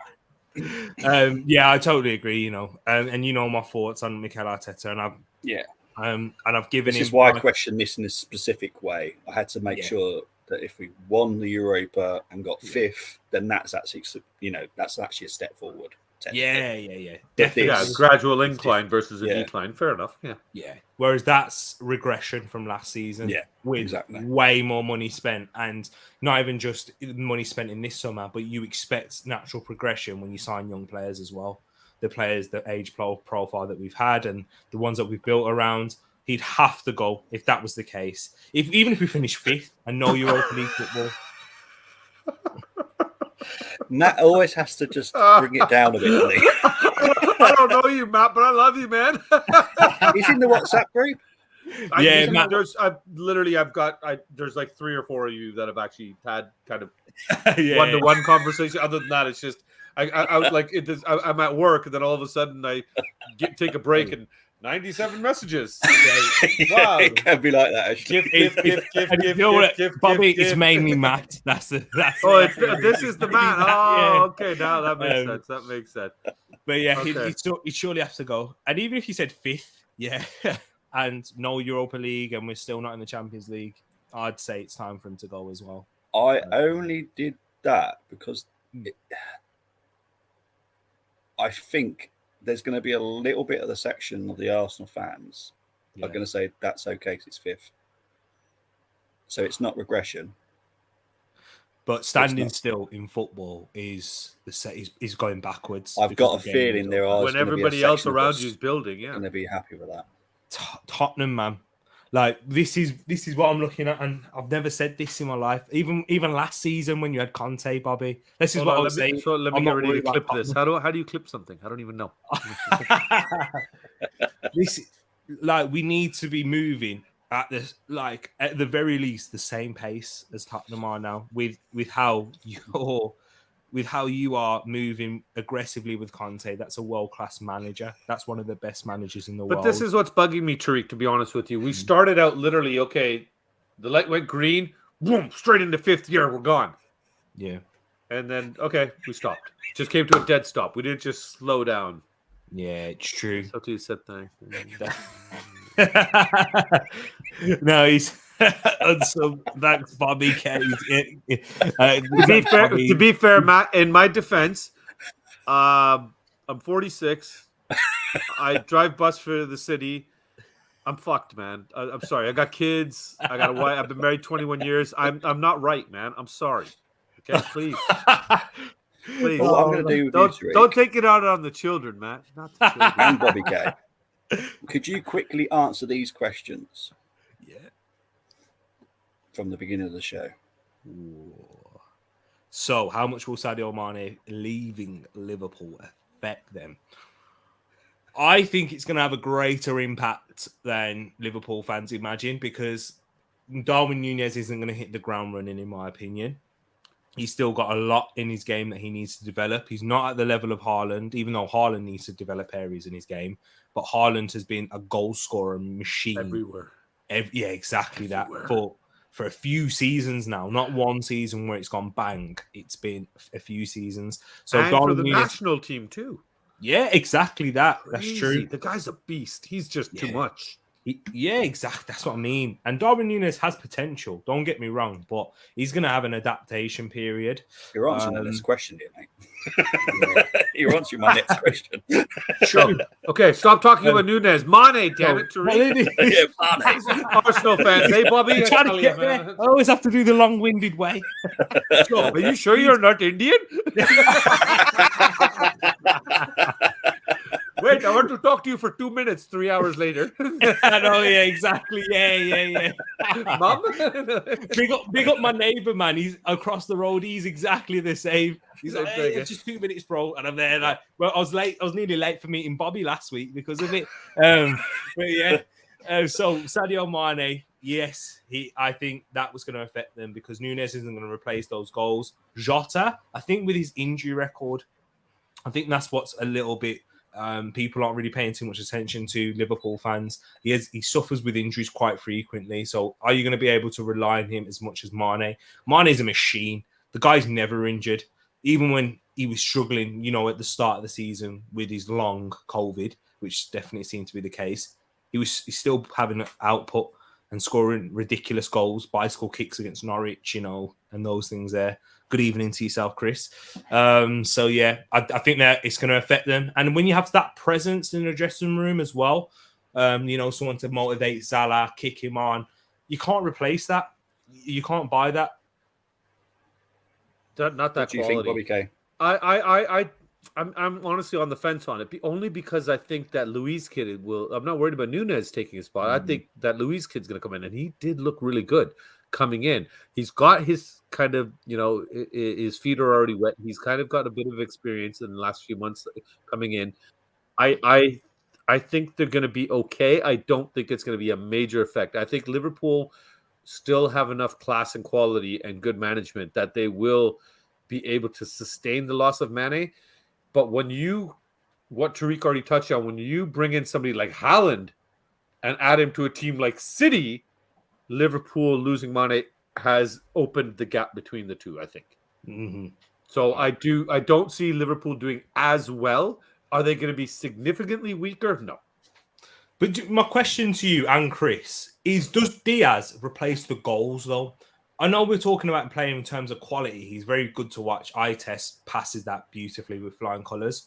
But does he have the goal output that Mane does? Because even when Mane is having a poor game, we've seen it against Arsenal. He'll pop up with a header at the back post and that's it. He's won the game. Or he'll stick his arm out in the Champions League final and get a penalty 30 seconds in. But we won't talk about that. Throw an elbow at Tierney's face, doesn't get a red card. You know what I mean? That's what Mane does. Yeah, screw Mane. No, Liverpool's better off without him. Yeah.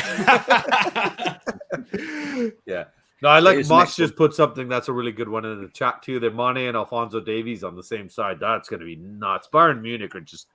Whoa, and then you got Coleman and Sane as well. And they're losing Lewandowski and nobody cares.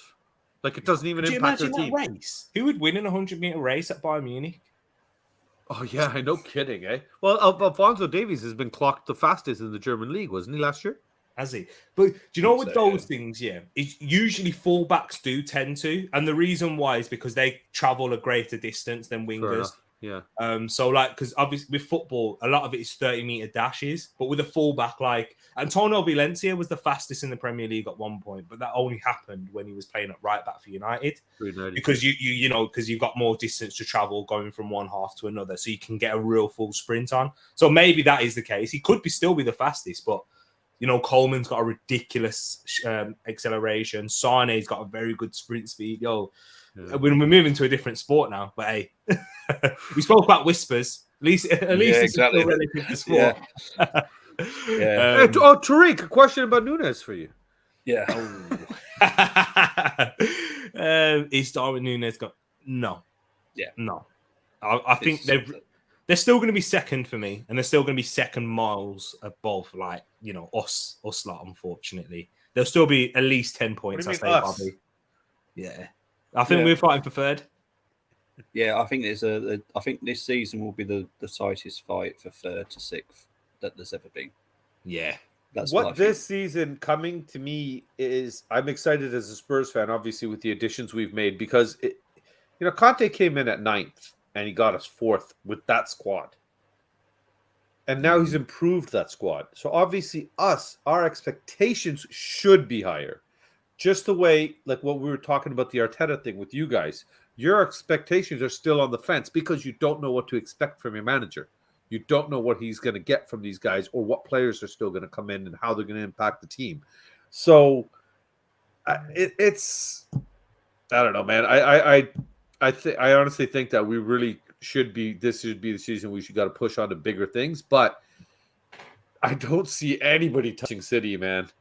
I don't. I just. I think it's going to be this, and it pisses me off because it's so great that fight between 3rd and 8th, pretty much all season was on.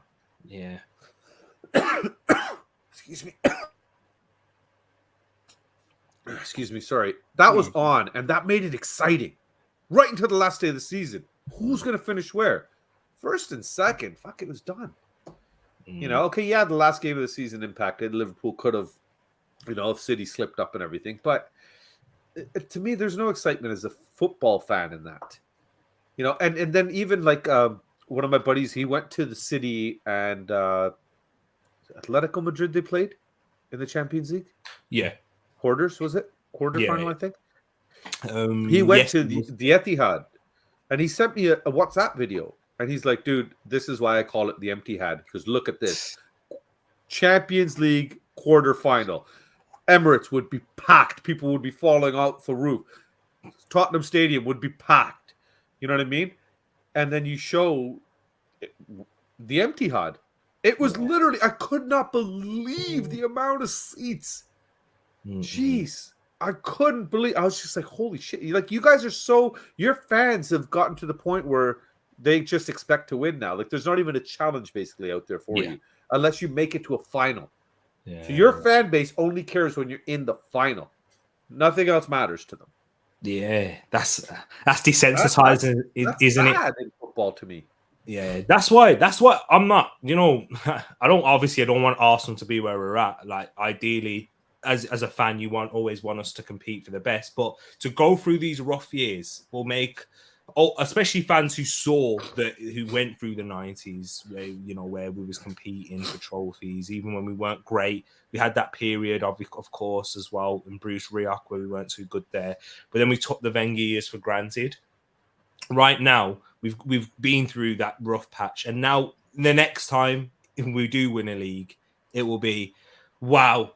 Think like Liverpool. Do you know how Liverpool seriously like theirs is a bit different, and this is a club that have a history of winning as well, but they went through such a rough period. They're like, this Premier League's like the greatest thing we've ever won. The Champions League, you know, they appreciate it a little bit more. So I just think that they've lost that at City in that sense. Yeah, there's no appreciation because it's expected. Yeah, they've got a whole generation of fans now, which is just going to be like, yeah, City, we'll win. It's like Man United. Do you know like Man United fans like before Ferguson left? That's what they were like. Yeah, they got used to it, but they were still loyal to their club, though.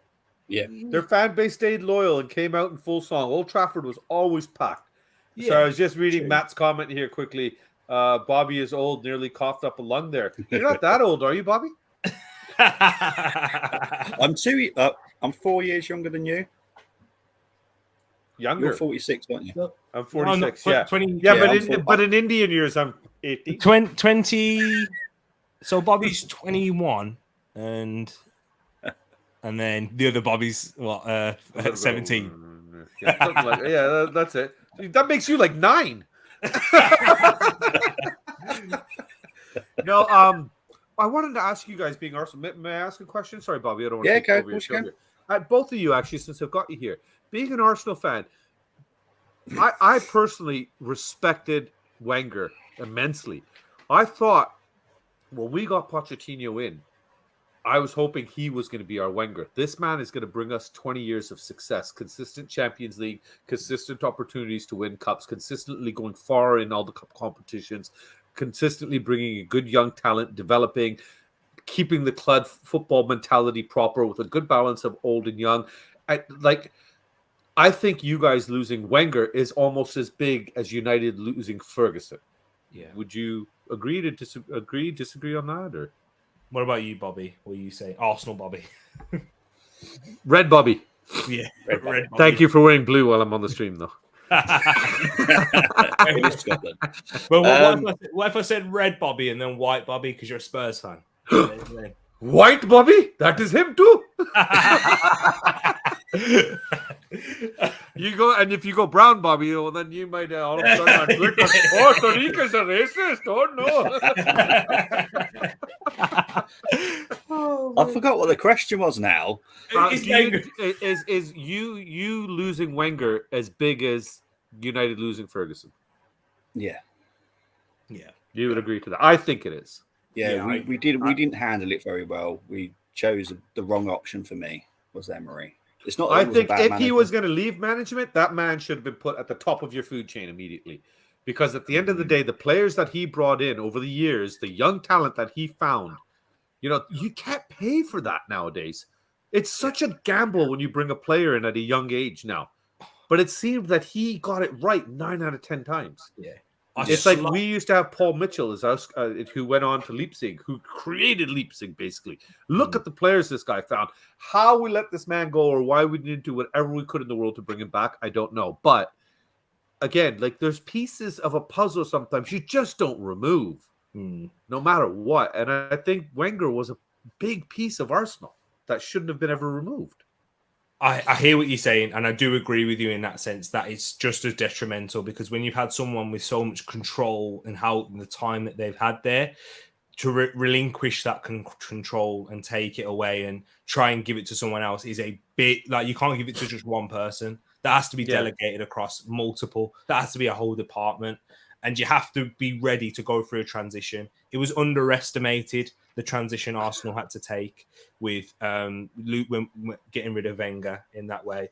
But I disagree with you, Bobby, when you say that Wenger should have went higher up, because the best example of that is Manchester United.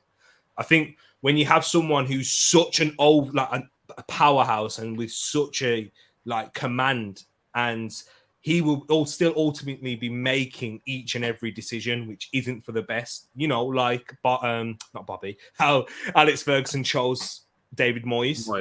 As his direct replacement, Exactly. And how certain decisions are made within the club, like bringing Cristiano Ronaldo back. That was apparently Sir Alex Ferguson making that decision, bringing in certain players. When you're trying to go through a transition and trying to move your club in a different direction, I think these guys can essentially hold you back because they're trying to hold on to their past legacy, their past glory. Yeah, that's a very good point. That's a very good point, Tariq.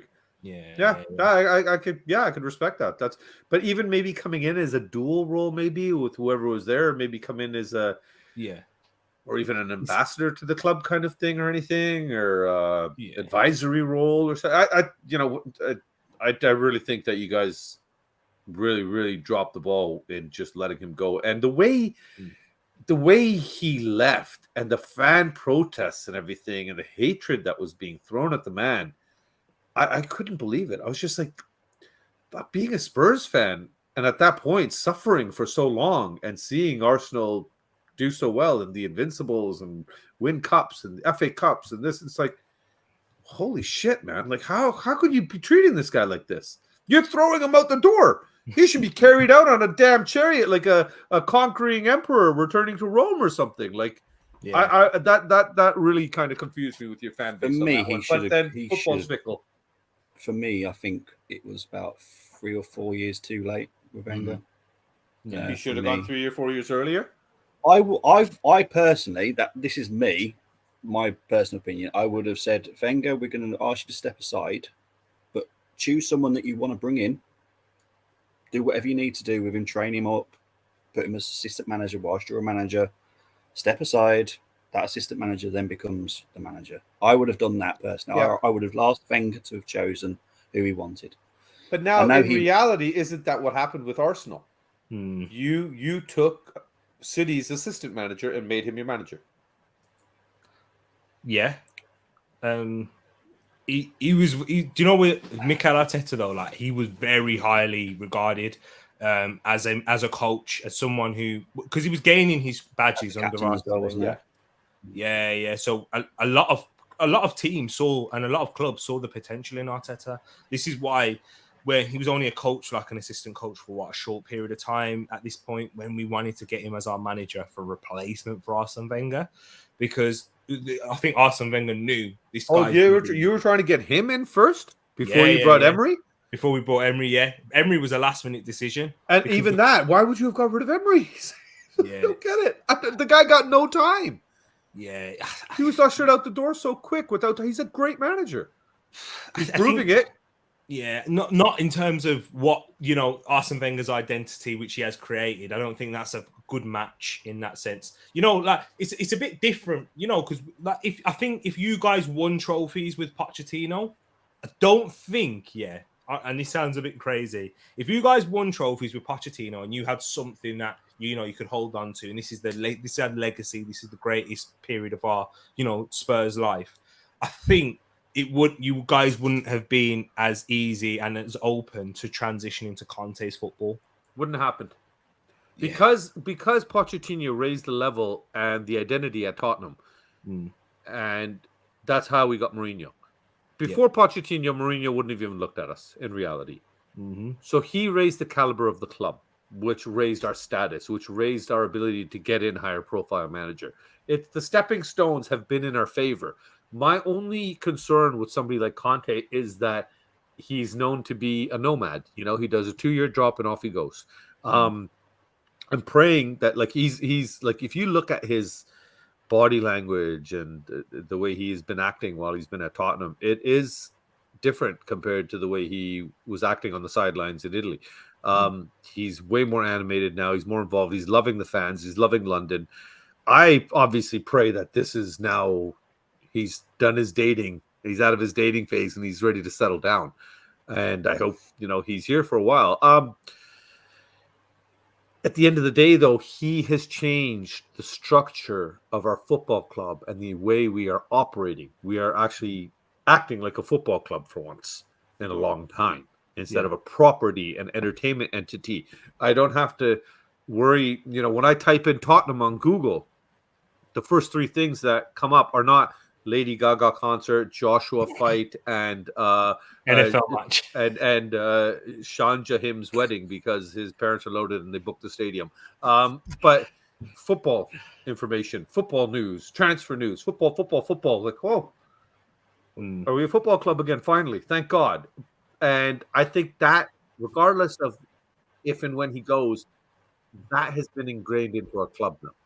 Into this ownership finally. It took a hell of a long time and a long road to get it ingrained, but it seems like that's been ingrained. So I'm hoping, even God forbid when he does leave, that we have the proper structures and foundations are in place now, that we can have somebody come in that will be impactful and continue to elevate us. But that's all we all want our clubs to be better. We all want our clubs to consistently get better, to win, and have opportunities to win everything, right? So, exactly. What are you giggling about, Tariq? What are you giggling about? Come on, let us in on it. What's the truth? You got something that you need to share on screen? Just sorry.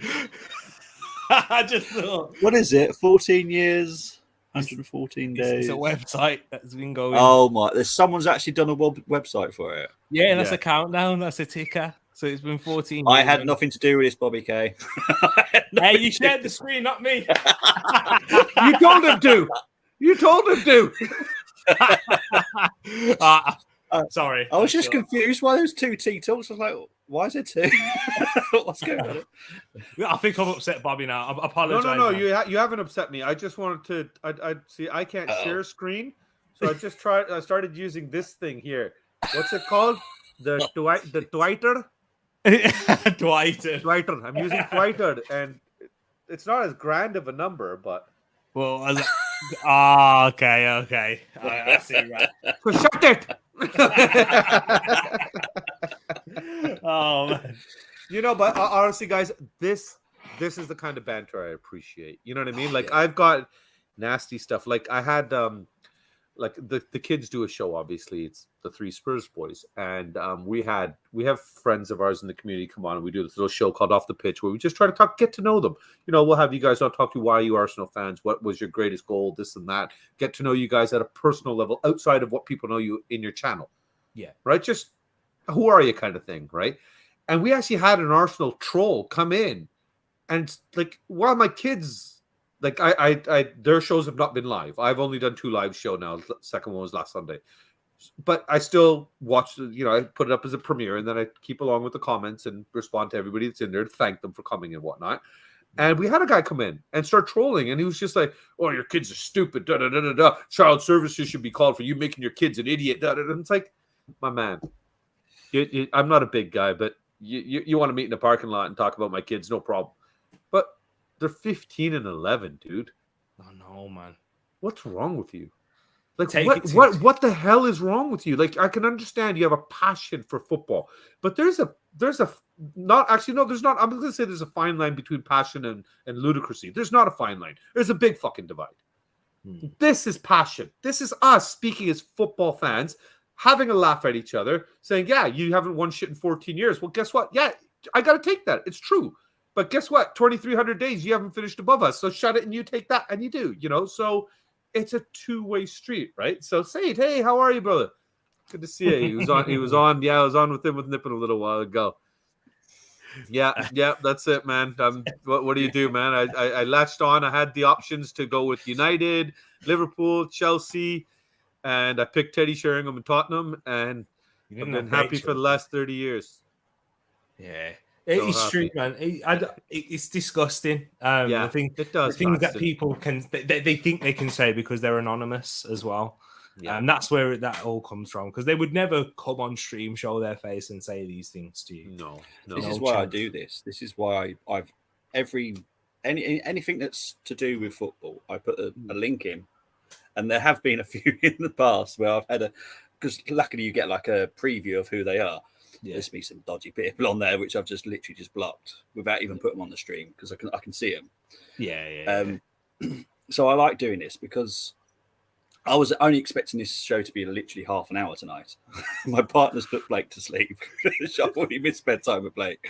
This was meant to be half an hour. Oh my God. Half an hour. 2 hours. It's going for 2 hours. It is what it is. But this is what I like. And then Bobby and Tariq showed up. Exactly. When I met Tariq, that's like a half hour each, though. That's fair. I met you 3 months ago. I said it was what I am first is a football fan. Exactly. I happen to support Arsenal, but I love football. I love football so much. I try and improve it in every area that I can with the resources I have. I try and improve football. Good for you. I'm never going to stop giving that up on that, because your choice to support Tottenham is your choice. As I've explained, my adoptive family, my granddad lived outside Upton Park, the West Ham stand. They all support West Ham. My other side of the family will support Arsenal. I don't care who anyone supports, as long as you enjoy football and you're respectful. Yeah. Now, I've seen some horrible things at stadiums. I think it was either 93 or 91, Arsenal-Tottenham semi-final. Can't remember what exactly year. Well, if it was the FA Cup one, it was 91. Would have been 91. So I was... Great game. I was 11. Sorry. My brother would have been 15. We were walking. There was a subway just outside Wembley. The police didn't do very well with the cornering of keeping the Tottenham and Arsenal fans away. Separate, yeah. And literally, confrontation, stabbed right in front. I was only 11. That was my first time I've ever saw anyone be stabbed. Over a football match? All over football. It was literally over a football match. And I'm like, I think that was probably the first point I was gone, I don't care who anyone supports. And my dad even said, you know what? He gives up, because my uncle is part of the Gooners, which were like the firm. The hooligans, So I chose that day of going, I don't care who anyone supports. If you want to support Colchester, or you want to support Newport County, or you want to support Scunthorpe, I don't care. As long as you enjoy football. That's why I love doing watch-alongs. I've done watch-alongs for all sorts of leagues, because I enjoy football. I enjoy watching it. And this is why I put the StreamYard link in every single chat. Whoever wants to come on. I have great chats. Yeah, you do let anybody in. This is like twice you've got me on now. It's crazy. Mate, I love speaking. I always, speak to Tariq. We did a watch along and didn't even watch the game once. Yeah. Oh, like me and Rich. That was England and Switzerland, wasn't it? We didn't even know what the game was. We had no idea who scored. I can tell you who scored now. No, we can't even know who was in. We were just talking about all sorts because that's what football is. It's about bringing people together and just talking. Well, there's nothing wrong with banter, but there's respect. There's mutual respect amongst people, and if you don't have a mutual respect that you both love football first, like you just said, Bobby, then there's nothing for us to converse about because we're having a pissing contest, and I'm too old for that shit. Yeah. I am. I got a teenager and one on the way to becoming a teenager, and my nephew who's 11 that lives with us too. So I got 3 boys to deal with and a wife. 21 years, 21 long, happy years. Oh, Bobby! Honestly, I can't wait for the Arsenal versus Spurs preview already. Let's do it. When are we doing it? When is that game? Actually? I know the second game is January 14th, and the only reason I know that 100% is because my son, this guy's birthday is January the 15th, and I'm going to do everything I can to get to that derby for his birthday for him and take him to his first ever game. Oh, that would be amazing. Is that the one that's the one at Spurs, isn't it? Because we play you first, and then we play you at Emirates in October, I think it is. Yeah. Always the case. And Always then January 14th is in Tottenham. Yeah. I'm not about to fly over there to go to the Emirates to go to North London at the Emirates in Tottenham shirts. No. I want this. Right. I don't want this to be a one-way trip. Yeah. It'll be a one-way trip. Yeah. Tell me about it. Hey, funny Canadian Spurs fan, come here in this dark corner. We want to talk to you. Yeah. Okay. Let me bring my kid. Here you go. We just want to look after him. Okay. No, I really want to, because I've only in my 30 years this year I've been a Spurs fan.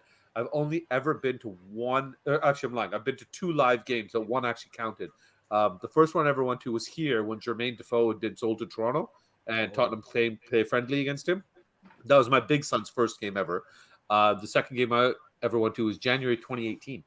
And that was at Wembley. So I've never set foot in Tottenham. Every time my wife is born, I was born in England. My wife's born and raised in England. Both of us have tons of family over there. So every time we're there, we got to visit this person, see that person, do all this shit. So I've made it very clear to my wife, and I'll say it this. See, I'm not going to whisper on this one. The next time I'm in England, for any of my family that's watching, I love you. I'm not visiting you.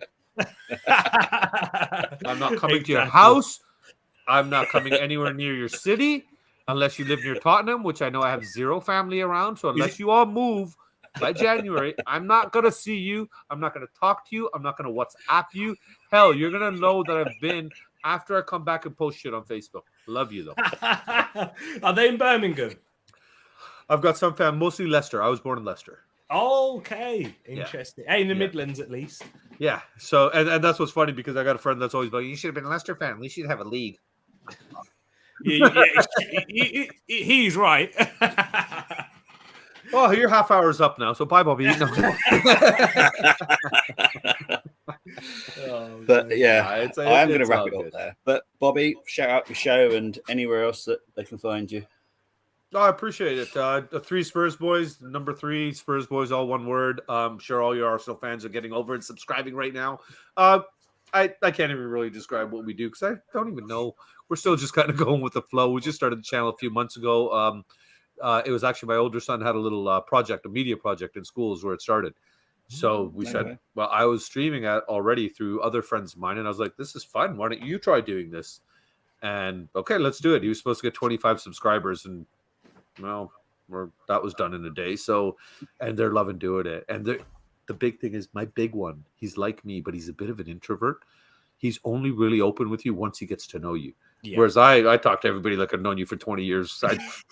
I'm too old. Yeah, I've gotten to the point where I'm like, you like me or you don't. I don't care if you do because there's 7 billion people in the world. I'm sure there's a lot more people that don't like me, and there's a lot that do. So big deal. Yeah. And Spurs, being a Spurs fan is a big reason. Yeah. Oh yeah, there's a lot. That's one major reason people love me because blue's a friendly color, right? Whereas red, aggressive, very angry. Oh, man. T, pick up yourself. Tariq Talks, it is. Yeah, it's not an Arsenal-based channel as well, people, even though I'm an Arsenal fan. Just like Bobby said. Oh, then I'll subscribe. You're already subscribed, aren't you, Bobby? Well, I think so. I hope so. Anything that's gone in that WhatsApp group, you guys send a link. I like everything that you guys post. Even if I don't get a chance to watch it, I always drop the like, drop the sub, because I know you guys have done it for me. So it's a two-way street. Much love to everybody. Definitely, man. And yeah, you find Bobby on there as well plenty of times. So yeah, Bobby will be back on. I've already got. I'm getting confused which one you're talking to. I've never been on the show. This is the first time I've ever talked to Tariq. This is my first. This is my first date with Tariq, and he didn't even show up with flowers. You know what we need to do? Or a whisper.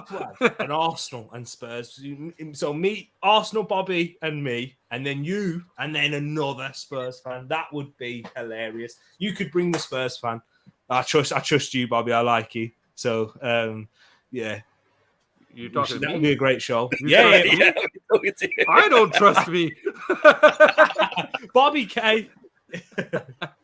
No, but I'll bring somebody that's a little bit lighter with the banter and stuff, like a little bit more fun, not so aggressive. Because I got friends of mine that like they were shocked when they the first time I went on Bobby's channel. Another friend of mine, so I was like, you know that guy's an Arsenal supporter.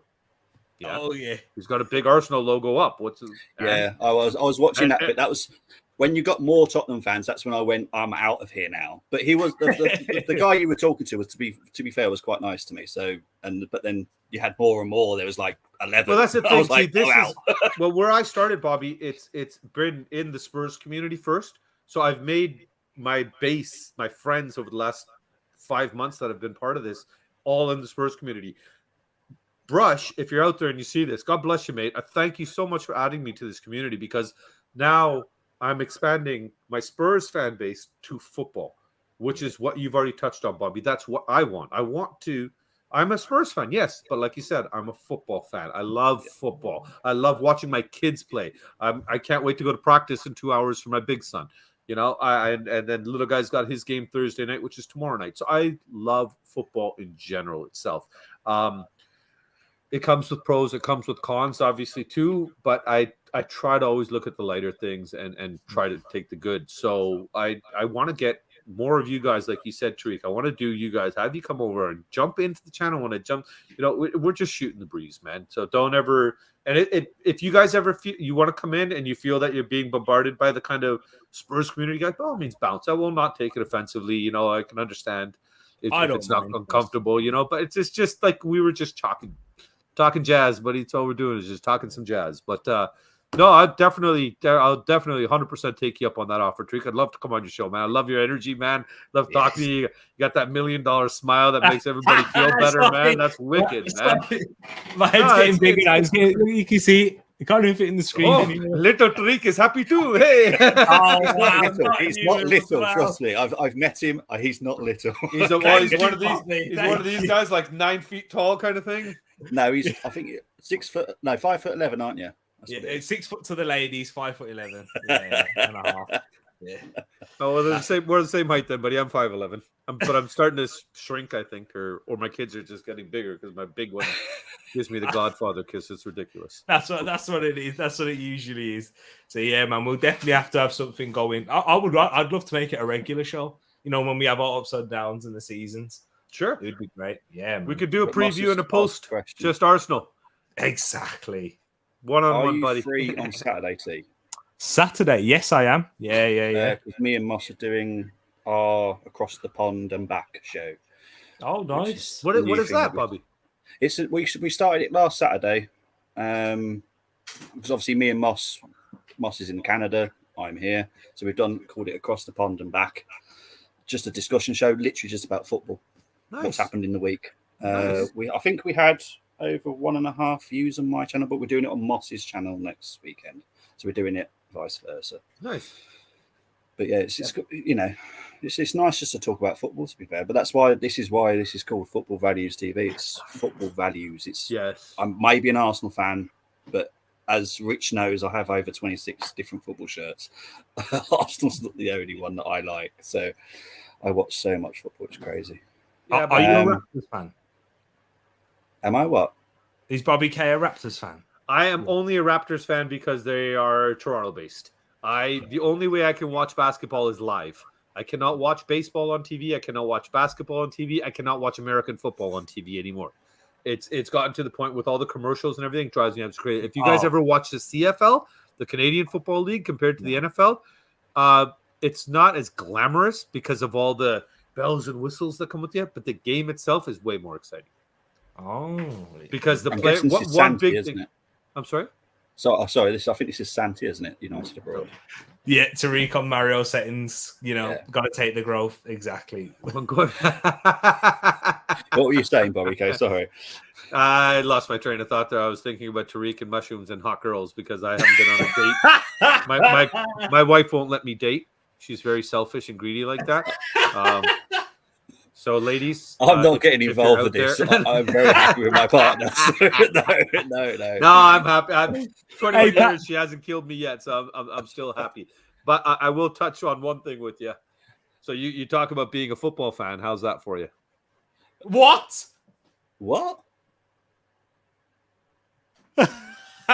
Explain. That has to be explained. I thought you wanted to wrap up. Got to leave something for the next show. No, not now. Oh, okay, fine, that needs to be done now. I lost a very dear friend of mine years back, and he was a massive Liverpool fan. This arm is my boys' names, their birthdays. Big guy's nickname is Bear.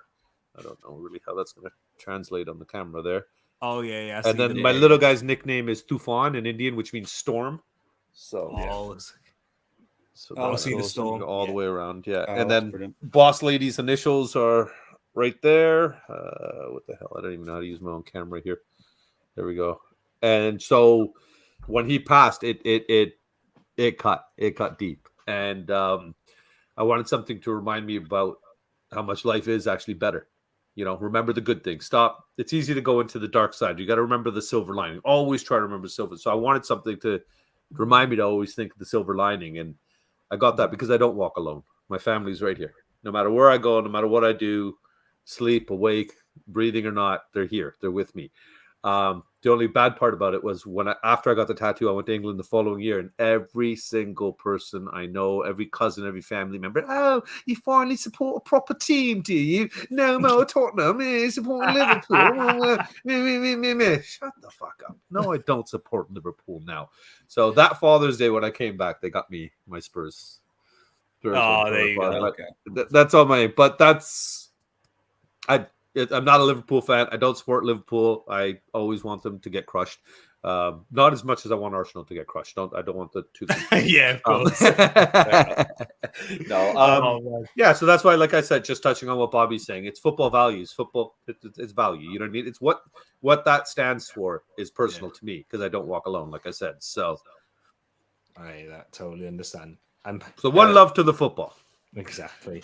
And Pax, don't worry, I still will be doing a stream. I've got a holiday booked as well, so more chance to do gaming streams as well on Twitch. Gaming I will streams. warn you, Tariq, that I am training on that. What's that called? Fall Guys. Yeah, I'm training on downstairs. On what? Me and my son are training at the moment. Yeah. Training on what game? Fall Guys. Fall Guys. Fall Guys. Have you ever watched Total Wipeout? Or it's what? Oh, you talk about that crazy obstacle course game thing where you get whipped in water and thrown out. Yeah. It's like a mixture of Total Wipeout and Squid Game, but in a fun arcade game type of way. So same concept as Squid Game. You start off with 60 people, and then it's last man standing who wins. What was it called? Fall Guys, you said? Yeah. Have you got a PlayStation or any game? Yeah, we got a PS4, PS5, and the. Oh yeah, you're all right then. Yeah. Well, on the Xbox, it's literally just come out to free. Oh, has it just come out for free as well? Yeah. Hey, my favorite word. On the Xbox, it has. Yeah. So I don't know about the PS5 or anything like that. Okay, well, I'll wait till it's free then. But yeah, we only just started playing it today, but we actually do find it quite fun. Yeah, it's really good, isn't it, Bobby? Yeah, it's like I didn't quite get it. I enjoyed watching you play it. I was thinking, but then I played it earlier. I was actually enjoying it myself. 42-year-old man. To really enjoy it. Fall Guys. So you got that, Bobby K. Fall Guys. That's what we like. Yes, that's what we like to see. Yes, I am a walking sticky note because my short-term memory as well. What were we talking about? Well, I'm going to try and wrap this up because again, at some point, I actually want to go to bed. Funny enough. I'm going to say. Oh wait, there's one more thing. Came on. No. Oh. No, sorry, See, I'm so polite. I literally go. You are. Well, you sure you're not Canadian? Well, I got a question for you, Bobby. Which one? Don't forget, Tariq, we live close. I know, yeah, you know where I live. Yeah. Ding dong. Yeah. What was I going to say? Oh yeah, big up to Rich for coming on as well. Eagle-eyed. Yeah, Is it called Eagle-eyed Football? That's Yeah. right. Isn't it? Yeah, Yeah, that's right. Doing a watch along on Friday. England, Netherlands, women. Yes. Big up to everyone in the comments. You've been awesome as per usual. But right now we are going to be out of it once I can find the video, because I'm just like Tariq, I can never find the videos when you need them. Yeah, me too. See you later, everyone. Have a great day.